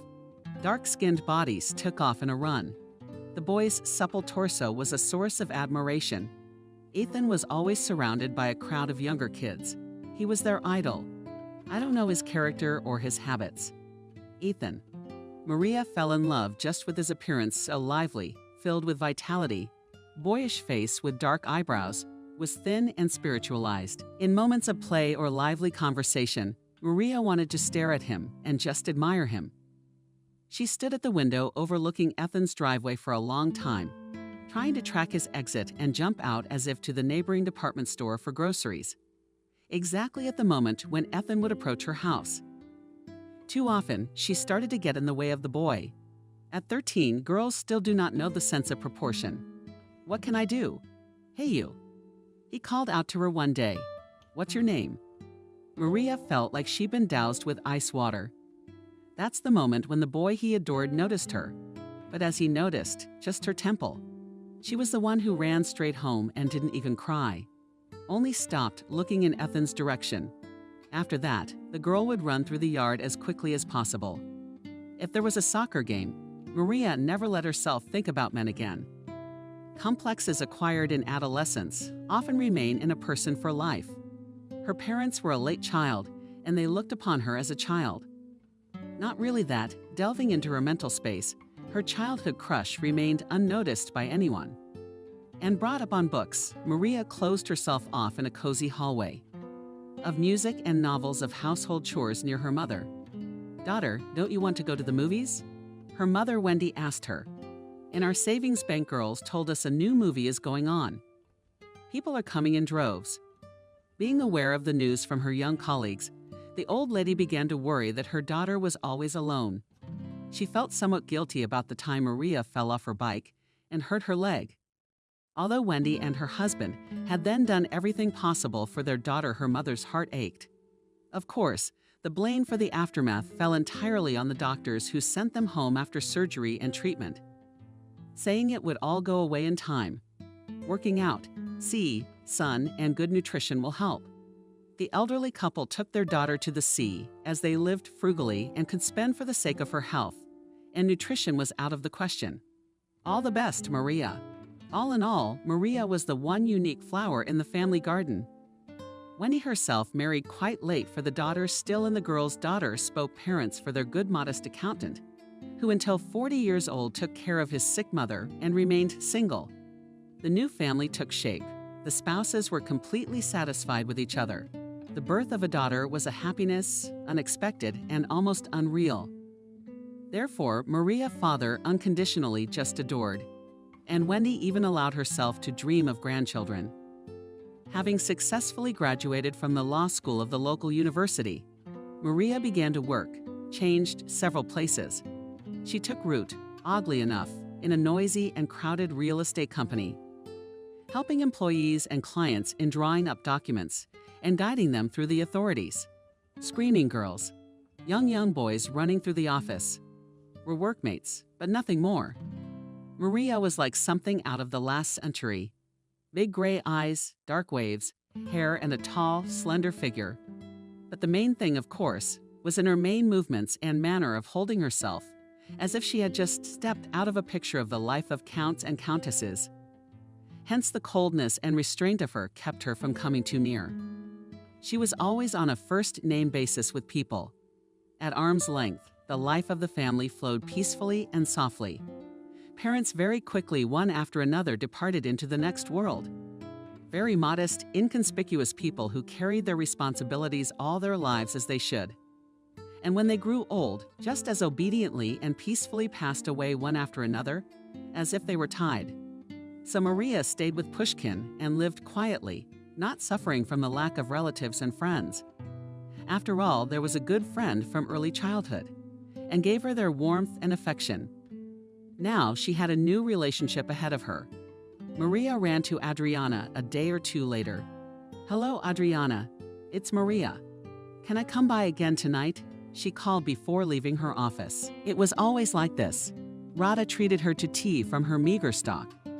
Maria, seeing the embarrassment of her new friend's position, brought her a little so as not to embarrass her. She was an excellent worker and earned quite well for her position. Deals were made a lot, despite the crises and cataclysms that abounded in the last 10 years, and a good lawyer. Both clients and realtors appreciated, but each time the guest was convinced not in the horse's fodder. Adriana ate like a bird, and most often she had no appetite at all. The only food she accepted with joy was food for her favorite cat. Here Maria did not skimp on the most premium. Oh, how timely just sprinkled her last Adriana's eyes lit up at the sight of a bag for Marquise. The woman immediately looked away in embarrassment, embarrassed by her poverty and not admitting to it. The Marquise should get used to me. Maybe she'll realize I'm not unhealthy and will accept food from me, Maria explained to her innkeeper, smiling at Adriana. She didn't want to embarrass the sick. "And where did you get such a gorgeous cat?" she inquired. Adriana smiled weakly. It was evident that the memory pleased her. "Oh, that's a very interesting story," she stretched out, "and funny and reddish, and at the same time she was silent." Recovering in her memory the details of that long-ago day, there was always music playing in our house. Parents were different. Sometimes they partied till they dropped. Sometimes my mom liked to cry, even cry, finding some far-fetched reasons. Mom had no reason to cry, I assure you, Maria. Daddy worshipped her, but Mommy was a real Carmen. You know, hot, passionate, and terribly, terribly jealous. And my parents loved to go to the theater and were regulars at Philharmonic concerts. And Dad had the misfortune to praise one of our local singers. She sang the main parts. She had a beautiful voice. Her name was Molly. Mom, of course, had to show her temper. She made a scene. It was only at home that my sister and I laughed. But Daddy wasn't laughing. It was Mom's way of asserting herself, you see. It may have looked silly from the outside, but Mommy knew what she was doing. Our intelligent, mild-mannered Daddy was also asserting his own importance. What about such a beautiful girl? His wife is jealous of him, and even to whom the prima donna of the opera stage. It means that he is worth it. That means he's a real man. My God, how touching they were in their funny quarrels. And how did they make up afterward? Dad would sneak in a huge bouquet. Mom was starting to play the role of the perfect hostess who never was and suffered solely on Dad's orders. Adriana's bloodless face became lively at the telling of the story. It was felt that she was oblivious and distracted from her painful condition. Memories of her loved ones gave her strength. Only breathing was difficult. The woman took breaks to take a break from her emotional narrative. And then Mom went quite far in her marital zeal, wanting to prove that she was ready to do anything for Dad. Suddenly, she herself offered to approach that singer and present her with a bouquet. Dad was confused, but he couldn't contradict Mom. You know, the husband's a tomboy. It's great for the family and the kids. After all, in the main, Daddy never conceded to anyone in the work in friendship. And in his love for Mom, he was faithful. He acted only according to his beliefs and principles. And here they are, Mom, with an important look Dad with a gorgeous bouquet go after the performance in the restroom of the actress. And there's not a single admirer at the door. Not even the most pathetic bouquet under the door. The actress, in whose honor just exploded with applause. The hall sat in a corner, alone holding a cute little white kitty on her lap and wiping her tears. It turned out that the other day Molly leaves to her husband in Israel.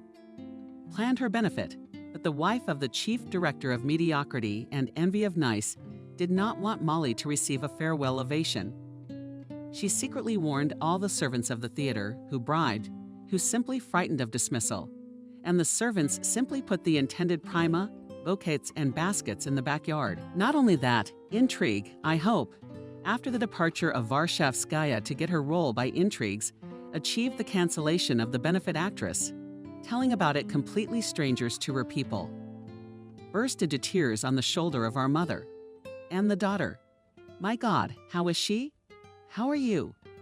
Yes, you are a golden voice, my dear Mommy, hugged and sobbed with her. Daddy did not know how to calm this couple drowning in tears, but called someone from the closet and asked to bring champagne from the cupboard.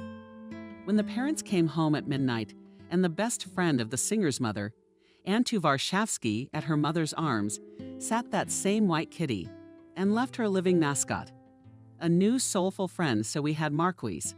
Mommy, with her inherent passion, was raring to fight, and this time was supported by both Daddy and us. She arranged a grandiose scandal in the theater, disgraced the mean wife of the editor-in-chief for the whole city. But it was too late. Molly didn't leave from the community window. We loved her so much. You see how she's become just a marquesa. Now she reminds us of three good people. Idea, who also recently passed away, and her parents.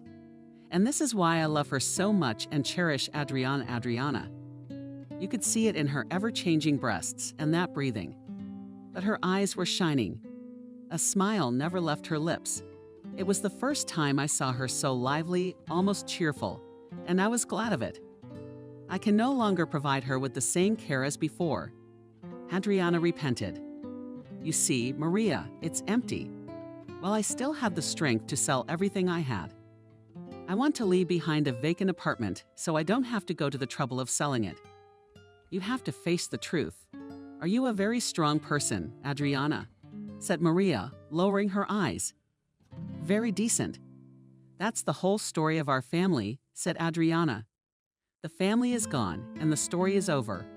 Her pale lips even shifted slightly into the semblance of a smile. And my life will soon be over. I'd like to end it in a nice way, you know, but nothing comes to mind. And I don't have the strength, let alone the means. Edward wanted to leave Andrew some money. He was worried about the apartment being so empty. But my boy, well done, he didn't take it. He's too much of an honest, selfless man, like everyone else in the family. But I'm glad that at least my apartment will remain to my nephew. He will sell it anyway. To expand the housing in my town. It's probably the least I can do to thank him. A pure soul. How does he take care of me? He's been the only one who's kept me going these last few years. Isn't he going to move in with you? I asked Maria. He's still working after graduation. And to live with a sick aunt is not the greatest happiness. I'm even glad he won't have time to do it. The stuff and the apartment is all that. That's not the main thing. But I was so scared about Marcus. I love her more than anything in the world. She's a cat, the only creature dear to me. Marquise has been with me all through my illness. Can you imagine? She comforted me, laid next to me on my sore spot after chemo. And when I was literally turned inside out, guarded me by the bathroom door, only calmed down when I crawled out of there powerless and delirious to the point of bed. And the hospital was waiting for me. Now I will be calm for my beautiful girl. You will certainly not offend her.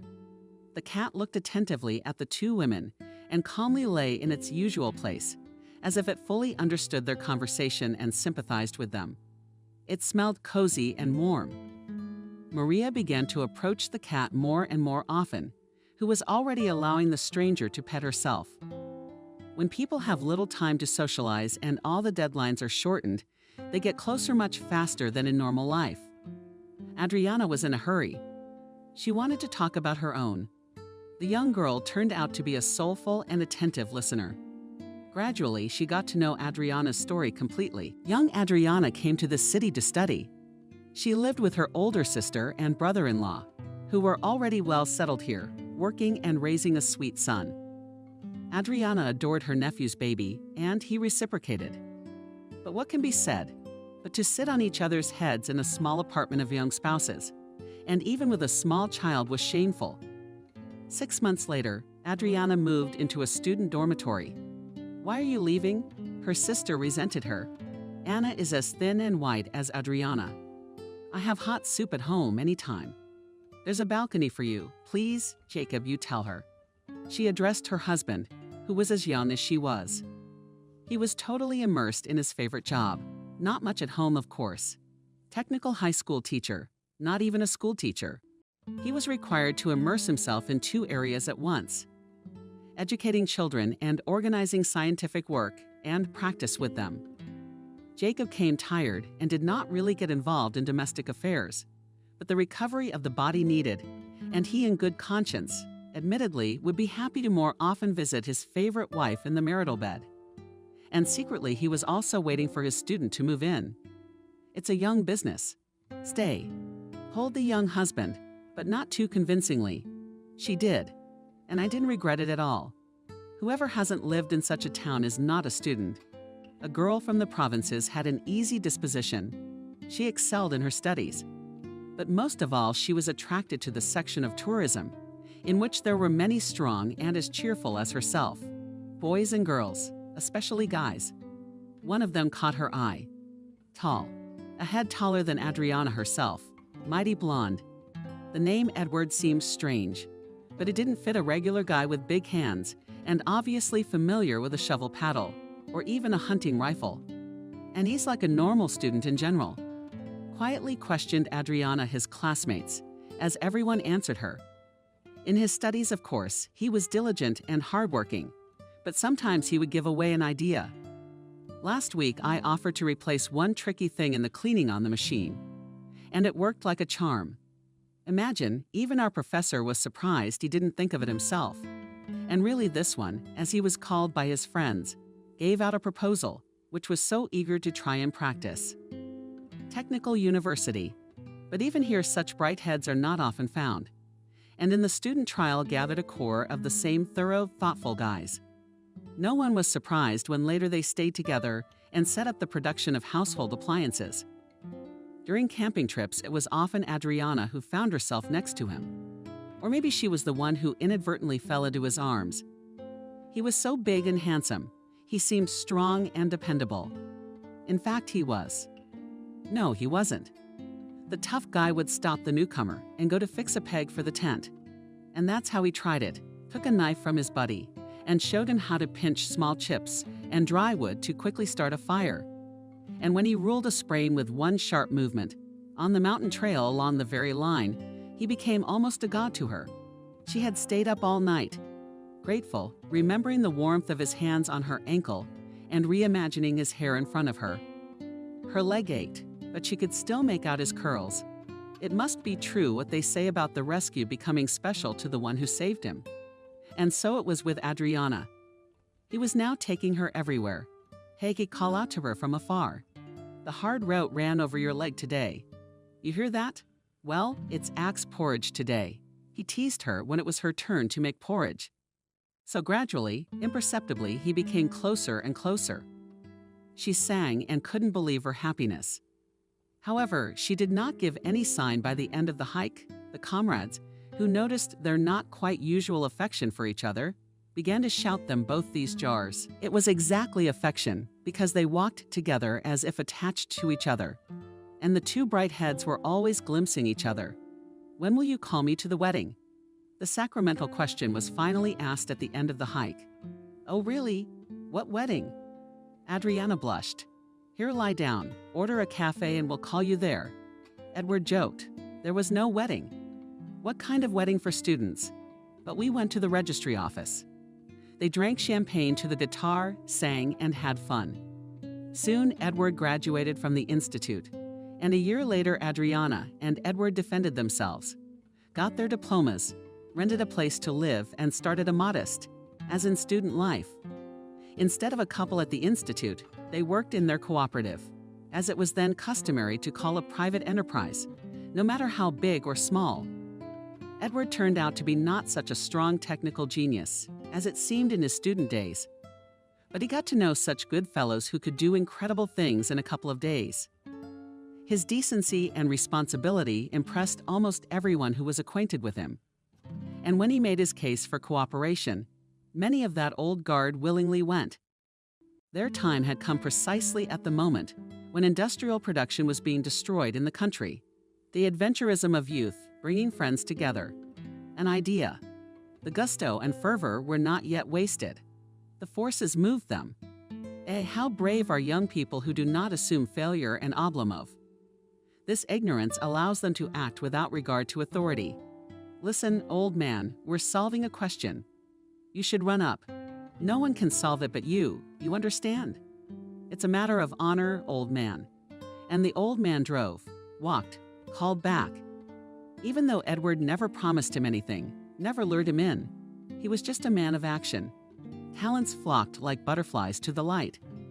They all wanted to do the real thing, to break a sweat. They wanted to give it their all. They wanted it to be interesting. So that steam would come out of your ears, and then a sigh of relief would burst out of your chest. We found it. We did it. Ed said. What did you do to lure me in, tell me? I mean, he's a talent. He'll win the Nobel Prize if he puts his inventions together and shows them off. And you keep him in a chicken coop where he can't breathe. I'm not thinking, I'm thinking. You don't understand anything about sausage trimmings, Googled Ed, grabbing his little wife by the shoulders and putting her in front of him. He didn't come to the office. He's come to us, understand? Well, how do you want it? And people shouldn't be working under these conditions. Adriana spoke. Let's calculate how much we need for new windows. Furniture again to renew. Well, these computers are state-of-the-art. They're standing on shabby, almost dumpy desks. Come on, I'll order them tomorrow. Sign right here. That's scratching my thick hair. Signing sometimes with elephants. What's a dump? Adriana, for God's sake. Your son-in-law took them from the school desks. At least don't say that to him. My sister's husband really did spend years directing the floor at a vocational college, and on an acquaintance helped and written off from the risky desks of his. How to resist the kinder charm? The two families lived amicably, meeting at the dinner table on holidays. But not so long ago, Anna and Jacob moved to a neighboring town, where their son studied at the institute. Adriana, although she was not in the specialty of the accounting center, from the first days was engaged in the payroll of employees and other small matters, to which Edward did not reach hands. A woman's eye sees the world differently, and sometimes the wife could notice Edward's nose and his shortcomings, which he marveled at. Wow, I wouldn't have realized. The years went by, then flew by, and they were the same amorous little panic, head to head, solving life's problems on vacation. The spouses would go hiking for old memories, mastering the most difficult routes. One day, they had to interrupt the hike at the most unexpected moment. The son-in-law had a heart attack. He died overnight. My nephew was only in his first year of study, no comrades, no life experience. The sister in the new town had no time to recognize anyone. In addition, in the terrible grief of confusion, the funeral chores fell on Edward's shoulders. Adriana comforted her sister as best she could. You want us to take you back. We'll find you a comfortable apartment. You'll get a job.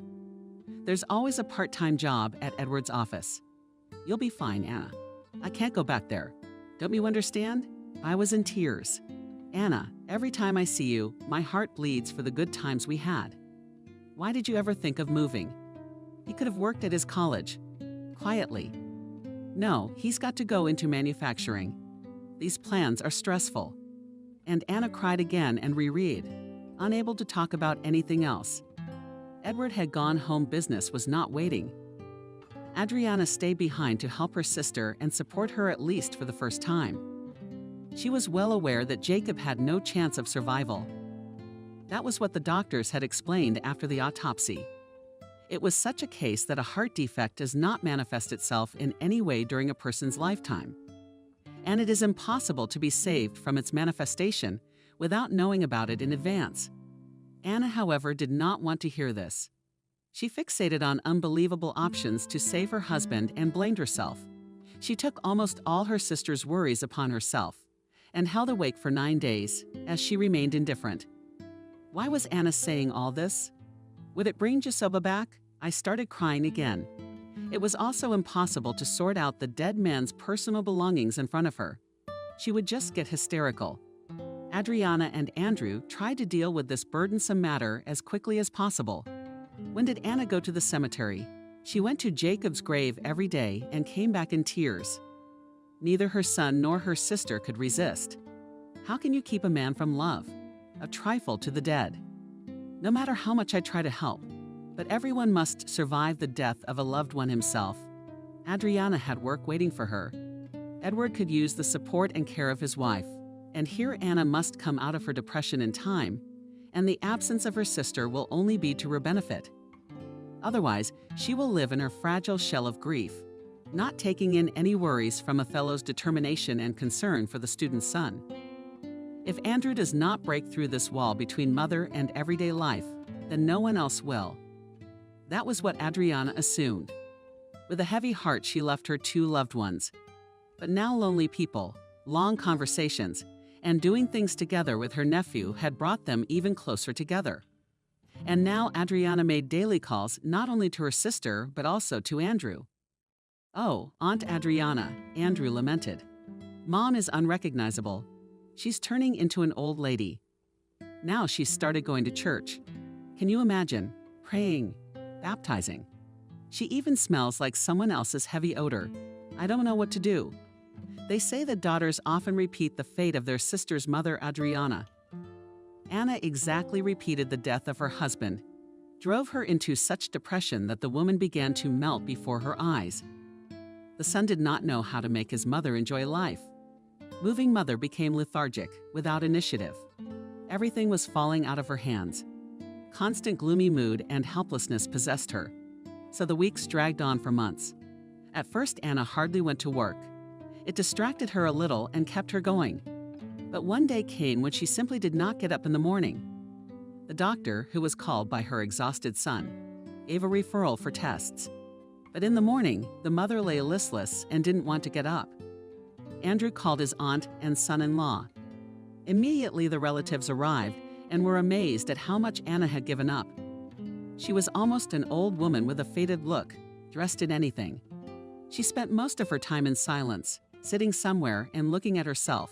Shocked, the couple decided that they would come every weekend, wasting their energy and money on a short trip.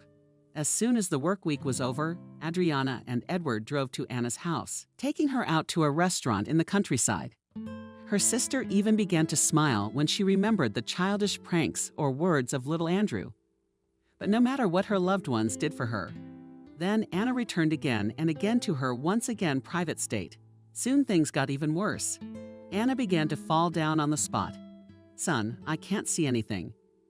With horror, she said to Andrew when he came back from class and hurriedly prepared lunch, "Would you at least read me what is written in the newspapers?" But then Veda was forgotten again and sat aloof in thoughts unknown to the boy. In the meantime, her son was doing his best, growing older and stronger, calling the line, and in an almost rapturous voice his aunt said, "I got a part-time job in a restaurant as a waiter. Sometimes I get tips. I'd really like to continue. Thank you, Uncle Edward, for your help, of course. But I like to have more fun. I'm not the only one here. There's more of us." Andrew's voice sounded cheerful, and he didn't want to object. Let the boy husband decided to marry the money that Edward sent. Of course, enough. But Andrew was a man. He dreamed of independence. Turns out he was too early for that. Soon the part-time jobs were gone. His mother's health required his constant attention. It was clear that it was not depression. Soon Anna was admitted to the hospital. A terrible thing was revealed. They found a tumor in the brain, which was pressing on the optic nerves. The disease progressed so quickly that there was no point in surgery. Within 2 months, Anna was literally burnt out. It was not clear whether it was because of the disease that she became depressed or because of her worries after the death of her husband. The tumor developed so quickly. Andrew was left without a father and mother, and it was necessary to finish his studies. Andrew told him, "Edward, study hard, don't think about bad things. You can't get your parents back. You have a life to live, and you must live successfully and happily," Adriana added. "Yes, I must. Happily," Edward confirmed seriously. "Don't worry about money. We'll also send you the amount you need. Finish your studies. Welcome to our company. In the meantime, all weekends and vacations are waiting for you.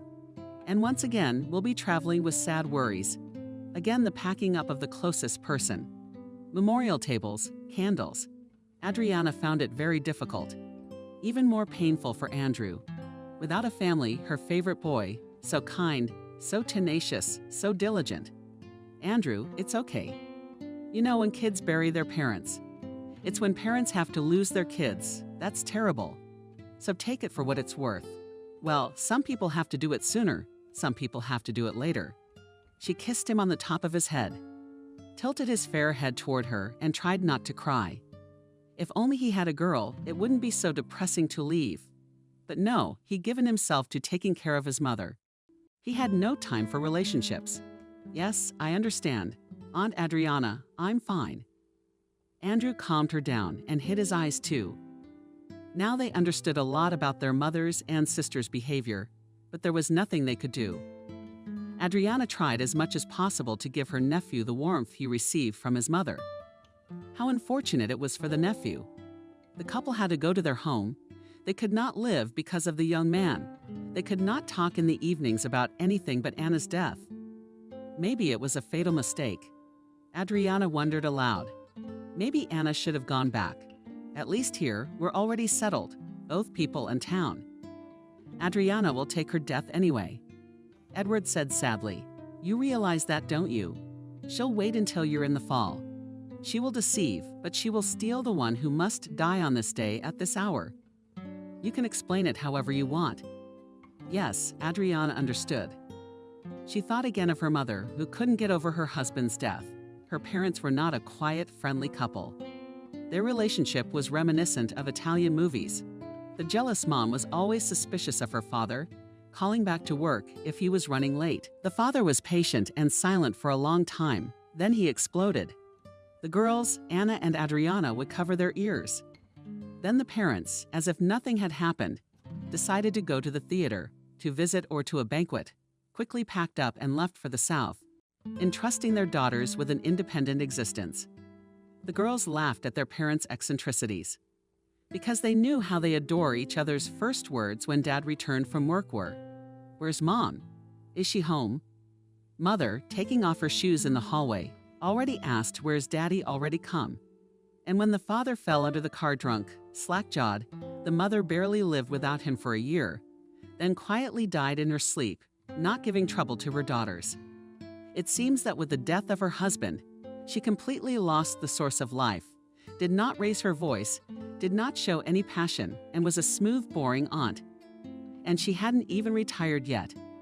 If Anna didn't have Adriana and Adriana didn't have Anna, it's hard to imagine how they would have borne the loss of their parents.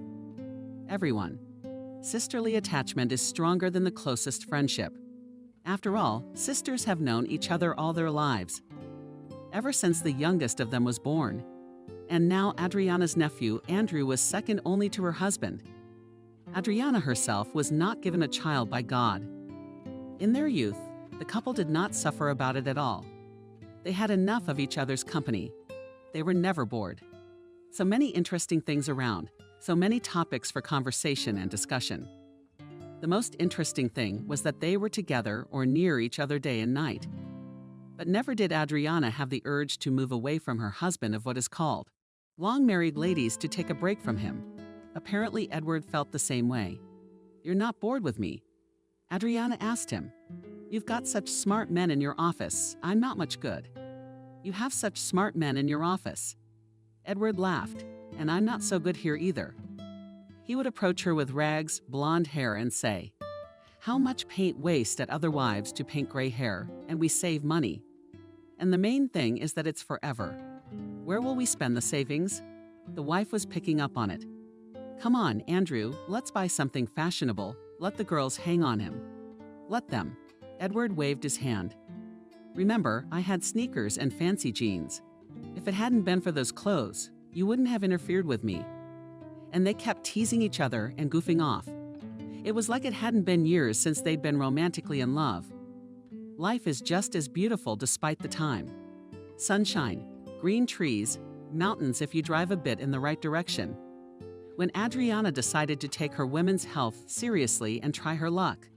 On her birthday, it turned out it was too late for her to worry about it. Perhaps some hereditary reason had played a role. Or maybe the long-distance hikes had produced such a result that children were no longer possible. "All right," Edward waved his hand. When she told him about the unfortunate doctor's visit. Not everyone has to be a parent, and not everyone can have one after all. Andrew was being sly. Maybe he just wanted to reassure his wife so she wouldn't have an inferiority complex. Later, Adriana would conjure up this moment many times. But how do you know how the husband really felt? And what good would it do? You can't get back what you've lost. They've traveled to so many countries. It's easier to travel comfortably now, and they still go camping. Like 15 years ago. This summer, Andrew went on an internship. "We'll take advantage of the moment." Suggested to his wife, Edward, "Wherever we've been. Let's go mountain hiking. Look at the route." "Oh, that's a whole new direction." "It's my dream." Adriana was excited. Light, slim, like a girl. She was pretty and still young-looking. Her health had never let her down until then. But this summer, Lena had a hard time going on a hike. Already on the train, she felt short of air. As she stepped onto the platform, her heart clenched. "You look pale." Edward was worried. "Woman's Day. I don't think so. I'm just being simple-minded." I hastened to refute his suspicions. "Adriana, it'll pass in the air." "What's the air like here?" And she put her face to the fresh breeze. The climb up the mountain again brought her difficulty in breathing, and she felt dizzy and dizzy again. It seemed to have passed only a little, but she was already powerless and sat down right on the path on a large boulder. "Let's go down," Edward said sharply. He helped his wife up and dragged her down. The descent took a long time. The couple stopped from time to time so that Adriana could rest. At the bottom, she was put to bed, but her strength recovered too slowly. The injections given by the paramedic on duty did not help. Adriana and Edward were driven to the nearest hospital by random hitchhikers in a large jeep. Other cars would hardly have been able to travel that way, or rather off-road. Edward spent the night in a chair in the hospital corridor. In the morning, he could hardly wait for the doctor to examine his wife. Alas, the doctor said, "Your wife has something more serious than fatigue or malaise, by the looks of it. I believe a CT scan is required. We don't even have a decent X-ray machine." The elderly doctor sighed and thought about it. "You know what? We'll keep her here for now. We'll help the body gather strength, and you contact a serious medical institution. Then you'll know exactly where you're going, and your wife's trip will be easier. For now, I'd recommend she rest." The frustrated Edward shook the doctor's hand and went to call his relatives, which meant he had almost no time left to look for friends who could help. Calling on all reserves and resources, Edward drove his wife to the regional center and put her in a good clinic. Friends helped. The narrow specialists suspected the same thing from all the symptoms. It was cancer, a death that creeps up and gnaws into the body stealthily, sneakily. After setting aside the time necessary for the examination, Adriana returned home, even though her sister had died of cancer. She so didn't want to believe the damned diagnosis. How could it be? She asked her husband a question for which there was no answer. "I didn't drink, I didn't smoke. I'm perfectly happy in my personal life. I'm doing well at work. It's written that this disease comes from stress and worry." She was sitting down. Sister Anna also thought she was a happy woman. But it happened as it happened. "Lenochka, don't worry." Edward took her hand. "Medicine doesn't stand still. As long as you heal, your body will fight. In the meantime, scientists will come up with a way to finally defeat the disease. We'll fight to the bitter end. We'll beat it." Adriana believed in her husband, otherwise there was no other way to live. He had always been her rock. And now she too felt that she was not alone in the face of the disease. Edward had never given her a reason not to trust him. He had never once in his life failed her in major matters and issues. All decisions were made together in concert, so she threw herself into the fight of her life, drank all possible medicines, used folk remedies, in time to lie down for routine treatment in the hospital. At the same time, she tried to stay awake, to look after herself. In front of my eyes stood the image of a sick sister with faded eyes, waving her hand and eerily indifferent to her appearance.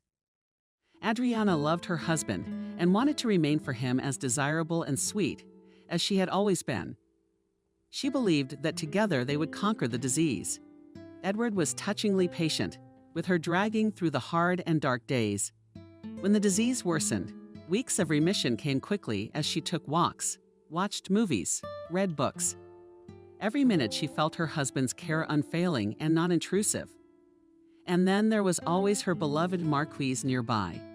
She felt the mistress as no one else fluffy friend did not remember the evil, because the owners always left her alone in the cat cattery when they left on a trip or went on a camping trip. But the cat forgave it to people because she was attached to them, and she had already developed an addiction to this mode of existence. She lay down at her mistress's side, rearranged herself on the sore spot, and Callous' soothing purr stroked the fluffy fur at Marquise's side. Adriana was making plans, and that's when she recovered. Thus began her next dreamy evening with Edward. Of course, it wasn't easy for her husband. He had to keep up with work, communicate with the attending Raspberry, doctors, organize appointments for the procedure at home, and cooking, cleaning. I mean, he had to take care of that too. Adriana was helpless at times, and when a little withdrawn, she felt so disgusted with earthly affairs that she wanted to turn to the wall and not see anyone. And again, her favorite Marquise came to her aid. Perhaps those who regard their presence in the house as a healer are right. In any case, on Adriana's soft smile of her cozy creature acted exactly healing. Well, or as happened more and more often, at least soothing. It wasn't like it had been at the beginning of her illness now, when Adriana had dashed to work on good days. What about my boys again? Everything must have smelled like tobacco smoke. And Hope's not mopping the floors well again. I gotta keep an eye on her. It's always a mess in the bathroom. Calm down. My husband laughed. We have no irreplaceable, but immediately faltered under her gaze and coped. But there are unique ones. This is our Adriana. Jenna, your assistant won't do everything, of course. Like you, she's still a little inexperienced, but she's doing fine. So don't worry, rest and regain your strength. I just bought you some vitamins. And he immediately went to the kitchen, called a bunch of rings, and so switched Adriana's attention to some special overseas fruits. Then, seating her in a corner not far from him, he would prepare dinner. He understood how dreary it was for a sick person to be home alone all day without much to do, and often still suffering from nausea and pain. So the first thing he did was to make sure they were in the same room and close to each other in the evenings. Adriana's assistant had been cooking for a long time. It was a young woman, Jenna, from the neighborhood, a widow with a small child. The child was what made her needy, and at the same time could not work full-time, only studied. Formed her part-time, and soon Adriana became convinced that Jenna was diligent in getting into details. She began to trust her with more and more important work. Truth be told, she didn't like it very much. Jenna's manner of talking and loud, annoying laughter. Well, what can you do? It's the new generation. They are so well-mannered and have no complexes, which is also considered to work well and not bad. And still at first Adriana was not worried about her place. No, about the job. Exactly for how they will manage without her. But after all, Edward is well aware of the situation in the office. He reassured her, "You taught yourself the light. And you know very well she's a smart girl. She's trying. So it's all right. We've got a paycheck and a comfortable workplace. You'd think, what else is there?" But recovery didn't come. Periods of good health became less frequent. And in short, the exacerbation of the disease became more frequent and prolonged. Adriana didn't sleep well at night, and from the very beginning of her illness, and asked to be left alone in bed. Her husband moved into the next room without complaint for the night, leaving the door open to hear her if she needed anything. Then the need arose for him to work on some paperwork. When Adriana was well, he was sometimes able to stay late in the workroom. Adriana could walk home alone or go to a cafe with a friend, waiting for him to return for a late dinner. And now he secluded himself in his room. So little by little, the couple began to drift apart. The evenings became quiet. Conversations faded away. What was there to discuss if they didn't go anywhere together, saw nothing, talked to no one? 5 whole years passed in such an environment. A saint would not have been able to endure so long around a sick man. Edward, on the other hand, behaved as always, continued to care for his wife, and was unfailingly even-tempered. Preoccupied with her pain, Adriana never reflected on her husband's behavior, believing it to be as it should be. She took his labors for granted.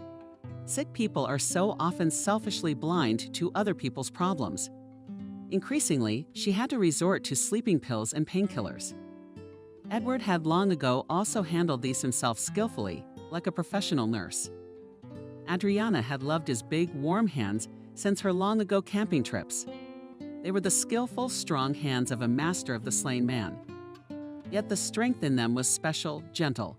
Or maybe it seemed that way to Adriana. Today, he was administering her anesthetic.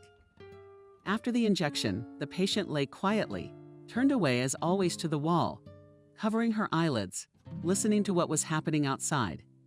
At this time, in the kitchen, where her husband was clearing the table after dinner, his cell phone rang. Edward, in a muffled voice, started the conversation. It became clear who he was talking to: the woman who had come into the company for her Adriana seat. When had she gotten sick? The specifics of the job were so well known to the line that she could guess Edward's interlocutor by 2 or 3 phrases. Yes, this is Jenna, of course, a business conversation. But suddenly his intonation changed, became stealing. Some kind of intimate, barely knowing line. "Well, something sweet," said Edward, muffled by his beautiful baritone. "Everything will be fine. Just a little bit. Be patient tonight." "Of course not. No, I can't. She's asleep for now. But she'll wake up soon."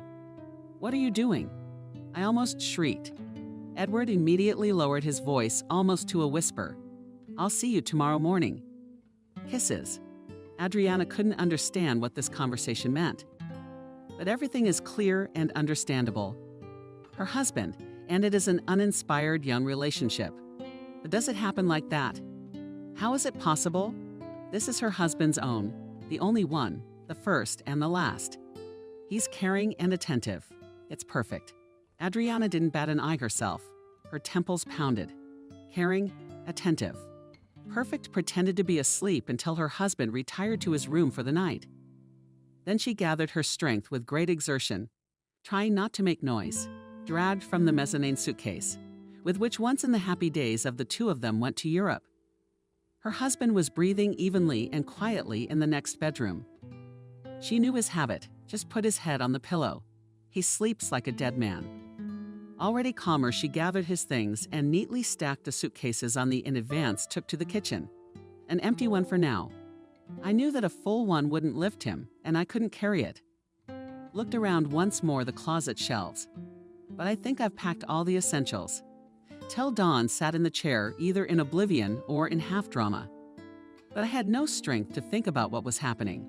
Grandson crouched, faithful Marquise. Here it was morning. Heard Edward got up and went to the toilet. Then Adriana rose from her seat and went to the kitchen. She poured water into the kettle and lit the gas burner. "You will not drink tea today," she said as if to herself, but she addressed it to her husband. He had just entered the kitchen, wiping his face and neck with a snow-white towel. "Good morning. How did she sleep? Why are you up so early?" He reached out to kiss her, but Adriana pulled away, and he almost tripped over a suitcase. "What's this?" And immediately his face began to lose its features before Adriana's eyes. It was very frightening to see. There was one man standing in front of her, and half a minute later another, completely lost. Disintegrated. A stranger. He understood everything. "Go away," Adriana said calmly. "I heard your conversation. There's a child in there," he said, after a silence. "The son is 3 years old. Forgive me, I couldn't tell you. It would have been too cruel. Did you hope I would die and not find out?" Adriana asked in a strange voice. "I'm sorry, there's no way I can die. Would you have gotten married then? Go away." Edward silently took his suitcase and left. Adriana looked at him and wondered how this dearly loved man was now suddenly a stranger. How could it be? Could it be that she was in some kind of suspended state? Couldn't help crying and cursing her lovers. She froze and then went to the window, then sat in the chair, mindlessly looking in front of herself. To realize what had happened could not. A day later, I went to the hospital in a very bad condition. "Were you under some kind of stress?" the doctor asked, a pretty, dry woman a little younger than Adriana herself. "Not really." Faintly, Adriana answered, although it was clear from her voice that yes, of course it had been. This time the treatment was very hard and slow. The ambulance was called by a neighbor to take Marcus to the usual place. There was no one. Worried about the cat, which for the first time was left without care and supervision, she called her nephew. "Andrew, try to come. Please. I'm begging you, honey. The cat's all alone in there." I didn't have time to warn anyone. Adriana herself did not understand why now. After so many days of loneliness and patience, large tears rolled down her cheeks. Before, she had been like a dried-up pond with cracks at the bottom of her dark, soulless, dried-up neck. Andrew was upset that the aunt was in the hospital again, and promised to come back soon. He was quite satisfied with the stated business trip. When he asked in surprise where Edward was, his nephew had indeed arrived. He was to not only take care of his aunt, but also to become an operative, to listen to Adriana's heavy account of what had happened. "Aunt Adriana," he said, hugging the slimmed down. "Woman, you are strong. Do you remember how you took care of Mom? How you explained everything well to her? I can't do that. But you realize you have to live. And your uncle? But let him live once. He can do that. You're right. Adriana supported him warmly. Let him live. How much he's taken care of me. I should be grateful to him. Really, Andrew? She peered inquisitively into the young man's eyes, but he averted his gaze. What could he say? How could he? Answers for a strong adult. Everyone makes his own choices. From that day on, the boy helped his aunt in any way he could. He came to her every time she called. He took care of all the cases that required walking to all sorts of authorities. He was the one who talked to the doctors and delivered the medicine. It was good that he was well regarded by his superiors at his workplace, where he worked for the second year after graduating from the institute. Realizing the need to travel, they let him go, gave him time off. Once Andrew came to bring his aunt from the hospital, he decided to clean up so that the apartment was at least clean. He booed the symbol of the floor. When the doorbell rang, Edward stood on the doorstep. Hello, Andrew, gloomy. He said hello without expressing surprise. Hi. Andrew was a little confused. Don't you have a key? I do. Why not? Edward took a bunch of keys out of his pocket. It's just inconvenient. I wanted to return it to the line. Come on in. Andrew moved aside, clearing the passage. Here are my floors. Aunt Lena's being discharged tomorrow. I thought I'd freshen the air, so to speak. Edward held himself as stiffly as a guest. It was obvious he was uncomfortable. The conversation wasn't going well.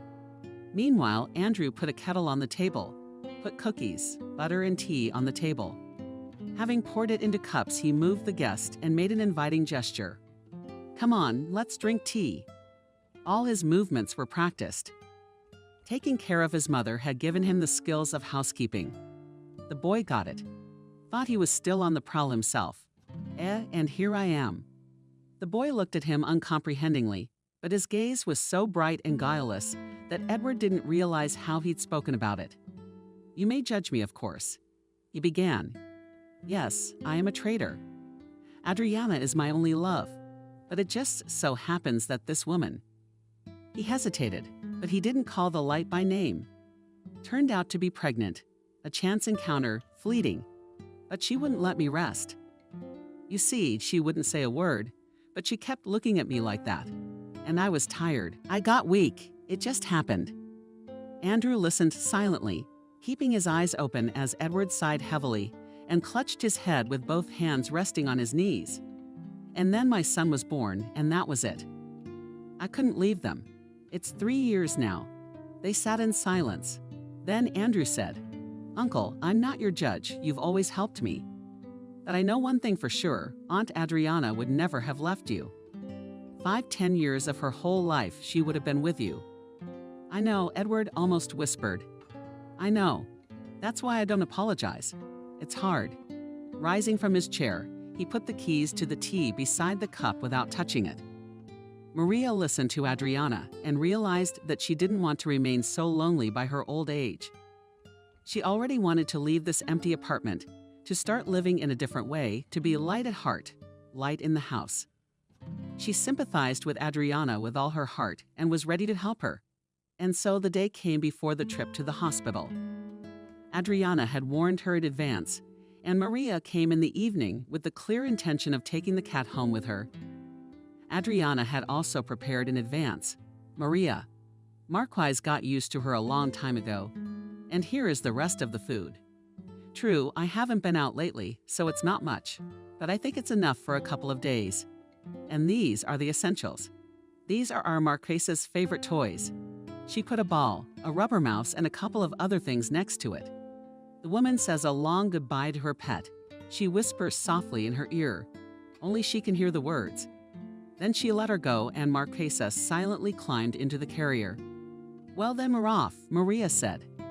Finally, taking the bag of belongings in one hand and the other, she walked toward the exit. Goodbye, Adriana. Have a good day. I'll be sure to call you. Adriana nodded and turned back to the window, holding back tears. Outside the window, a cold autumn rain was falling in unison with her mood. While Maria was carrying Marquise home, she was soaking wet. Wait.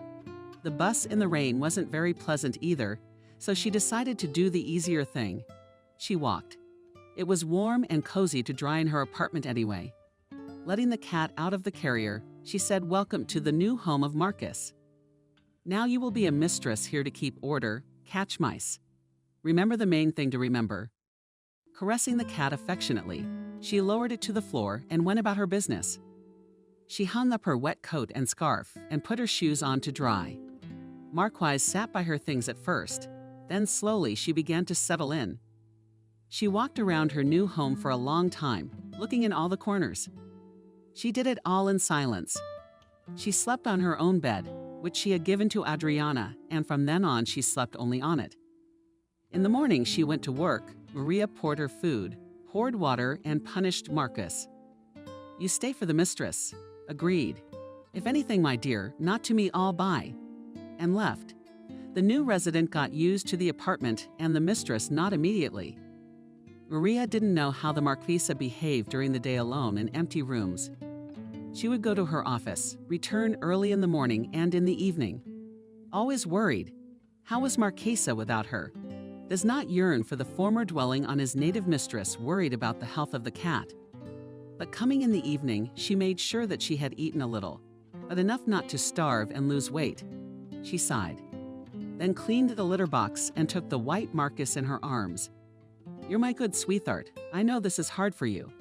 You're like a flower that's been transplanted into different soil. Mommy didn't betray you, you know that. That's just the way it is. And I'll take care of you. Don't be sad, my good ones. We'll be friends." Okay. The cat listened and was silent. She hadn't raised her voice once since she'd moved into Maria's apartment.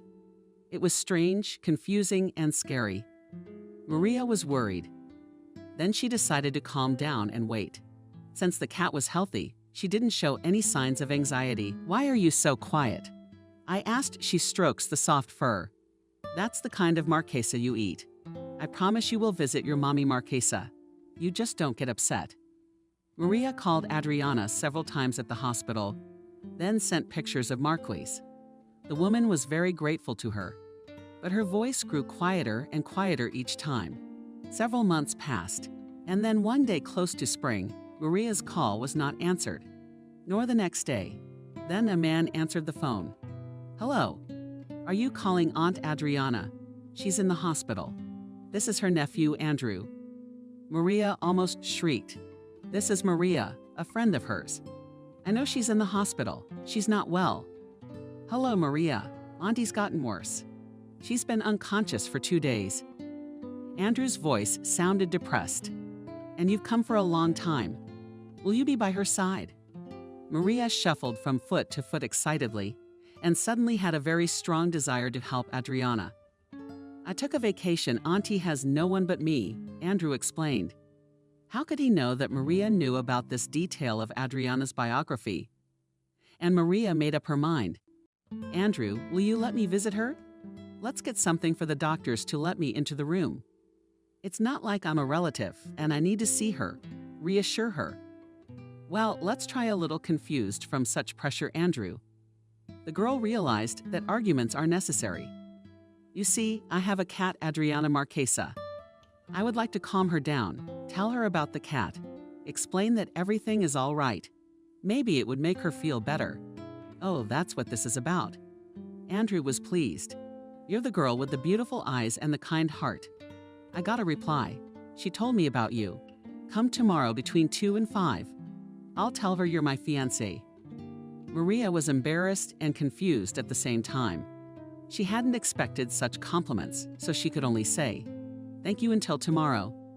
At night, the girl woke up from the fact that in her head from somewhere a vivid picture appeared. In a bright room, she held in her hands a Snow White and a cat, as if the picture had formed. Yes, she must pass to Adriana with the Marcus drive to the hospital. With the cat in the bag was easy. And at the hospital itself, Maria chickened out. She did her best, as visibly as possible, to blink past the grenadier-looking janitor who sat on the passageway to the stairs leading to the rooms for the bedridden. But she was alert, even though there were plenty of visitors. She snatched Maria with a glance and shouted, because apparently she could not speak quietly. "And you, my dear, where are you going?" To room 202. Maria got agitated again. Thank God, Andrew took care of the pass and called her in advance, warning her that there and there you can get it in hand. Otherwise, the janitor will not let you through. The groom grinned Maria to herself. The Marquise had not failed in the slightest, unaware of the zoo in her bag. The janitor nodded, and Maria began to ascend to the right floor. Here was the lower ward. Quietly opening the door, Maria prepared to see Adriana's dead face. For that reason alone, reality was not listening to her. Adriana lay with her eyes closed. Her mouth was outlined by a thin line of bloodless lips, her breathing almost imperceptibly moving the sheet on her chest. Had there been other patients in the ward, Maria would hardly have been able to recognize the mistress of the Marquesa at once. Thus, she had changed before. Thin and pale, now Adriana's face had quite lost its individual features and had become as if a symbol on Brodsky of the human face. A dream, Maria thought, this is my dream. In the ward, and so completely painted white, was even lighter from the sun, and snow outside the window reigned here impersonal, without life nobility frightening with its perfect network. She had to get used to it first. Maria stood at the door for a moment, then slowly approached the bed. The sick woman carefully took the cat out of her bag, which had not surrendered a sound so far, and carefully placed it on Adriana's bed. The Marquise did not look back at the foreign walls. Immediately she lay down next to her mistress and began licking her hands. Maria was amazed at this instant foundation. My God! She whispered in reverential horror, the Marquise, and recognized her. And then the cat screamed. These sounds could not be called a horse. It was a wild one. Never had Marina heard a cry before either. As if the animal was tormented by terrible pains. Marquise was saying goodbye to her mistress in horror at these heart-rending moans of Marquise. Maria grabbed the cat tightly in an armful and rushed out of the room, then back down the corridor, down the stairs to the exit. Leaving behind her bewilderment, turmoil, and terror, she could no longer see the orderlies and nurses scrambling to the patient's room to see if she could get around on her own. To find the source of the terrible howl, paralyzed and instilled with animal terror. But what became known to her for certain was that Adriana had stopped breathing that very night. Very soon after their Marquesa, and hasty escape from the hospital, and Maria, finally certain that it was absolutely right to give the opportunity to say goodbye to two loving each other's souls, human and feline. Then there was the funeral. There were only a small handful of attendants at the funeral ceremony, consisting of neighbors and a few of Worshipful's former co-workers. A young man in his 30s stood close to the casket. His face expressed genuine grief. Maria guessed that it was Andrew. As they began to disperse, Maria approached him to introduce herself and express her condolences. It was a pity that we had to get acquainted under such sad circumstances. She said, "Your aunt loved you very much." "Thank you, Maria," he said, shaking her hand with a light, musician-like movement. "Aunt Adriana was very comforted that you agreed to take care of her cat. She said she was completely at peace now." "Oh, really?" Maria was embarrassed. "It's not good of the Marquesa." "Will you let me visit her?" asked Andrew. "Yes, of course." Maria explained how to get to her from Adriana's house, where Andrew was to stay for the first time, and they said goodbye. At home, Maria sat for a long time without doing or thinking. The cat was already accustomed to meet her mistress at the door and waited patiently for her to separate. The girl went to the armchair, took Marcus in her arms. He would mumble some quiet words or hum some forgotten songs that suddenly came to mind. Such 5 minutes in the evenings became their custom. Marquise received the warmth of human hands, listened with pleasure to the soft female voice. Maria relaxed, stroking the white smooth, cat-like back, and listened to the purr of a non-animal. "Here we are left with you and me alone, Marquise," Maria told me quietly. "Your mother has left, but don't be sad. She's calmed down now. She's well, she's not in pain. And you and I will remember her with a kind word." A few days after Adriana's funeral, Andrew called. Maria invited him to visit, remembering his request to visit the Marquis. In the evening, she hastily set the tea table. There was no need to clean up for the guest's arrival. In the house at Maria Marquez always reigned perfect order. As if in the absence of the mistress, the cat diligently maintained cleanliness and coziness. Andrew came at the agreed time. He brought Marquez a big bag of cat treats and toys. Maria immediately at the entrance handed a luxurious bouquet of huge lilies, and she immediately put the fragrant flowers on the middle of the table. The cat treated the generous gifts favorably, even regally. With strokes of her paw and with, tried new balls, then settled down in its accustomed place and watched the pair, conversing still at the table with lovely eyes and a satisfied label. Meanwhile, Andrew took out a bottle of Prosecco. "Maria, what about you?" "Oh, you what?" "No, there isn't." "Never had a need." The hostess was confused. She couldn't tell me that all these years she'd lived lonely without merry company. Frankly speaking, my evenings were no different from those of an old woman, a pensioner.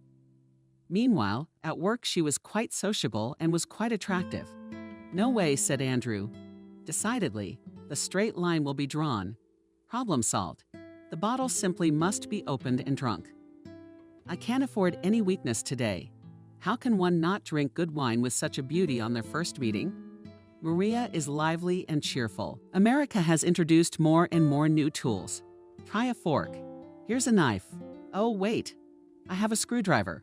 And she giggled, dragging the most valuable, in her opinion, tool that could only exist in the house of an old bachelor. Laughing at his own dexterity, Andrew managed to open the bottle by improvised means. Maria brought out the glasses. The first toast was to acquaintance. Both liked the wine. Then they drank, remembering the departed Adriana. Aunt Lena was only 48, a little less than Mom.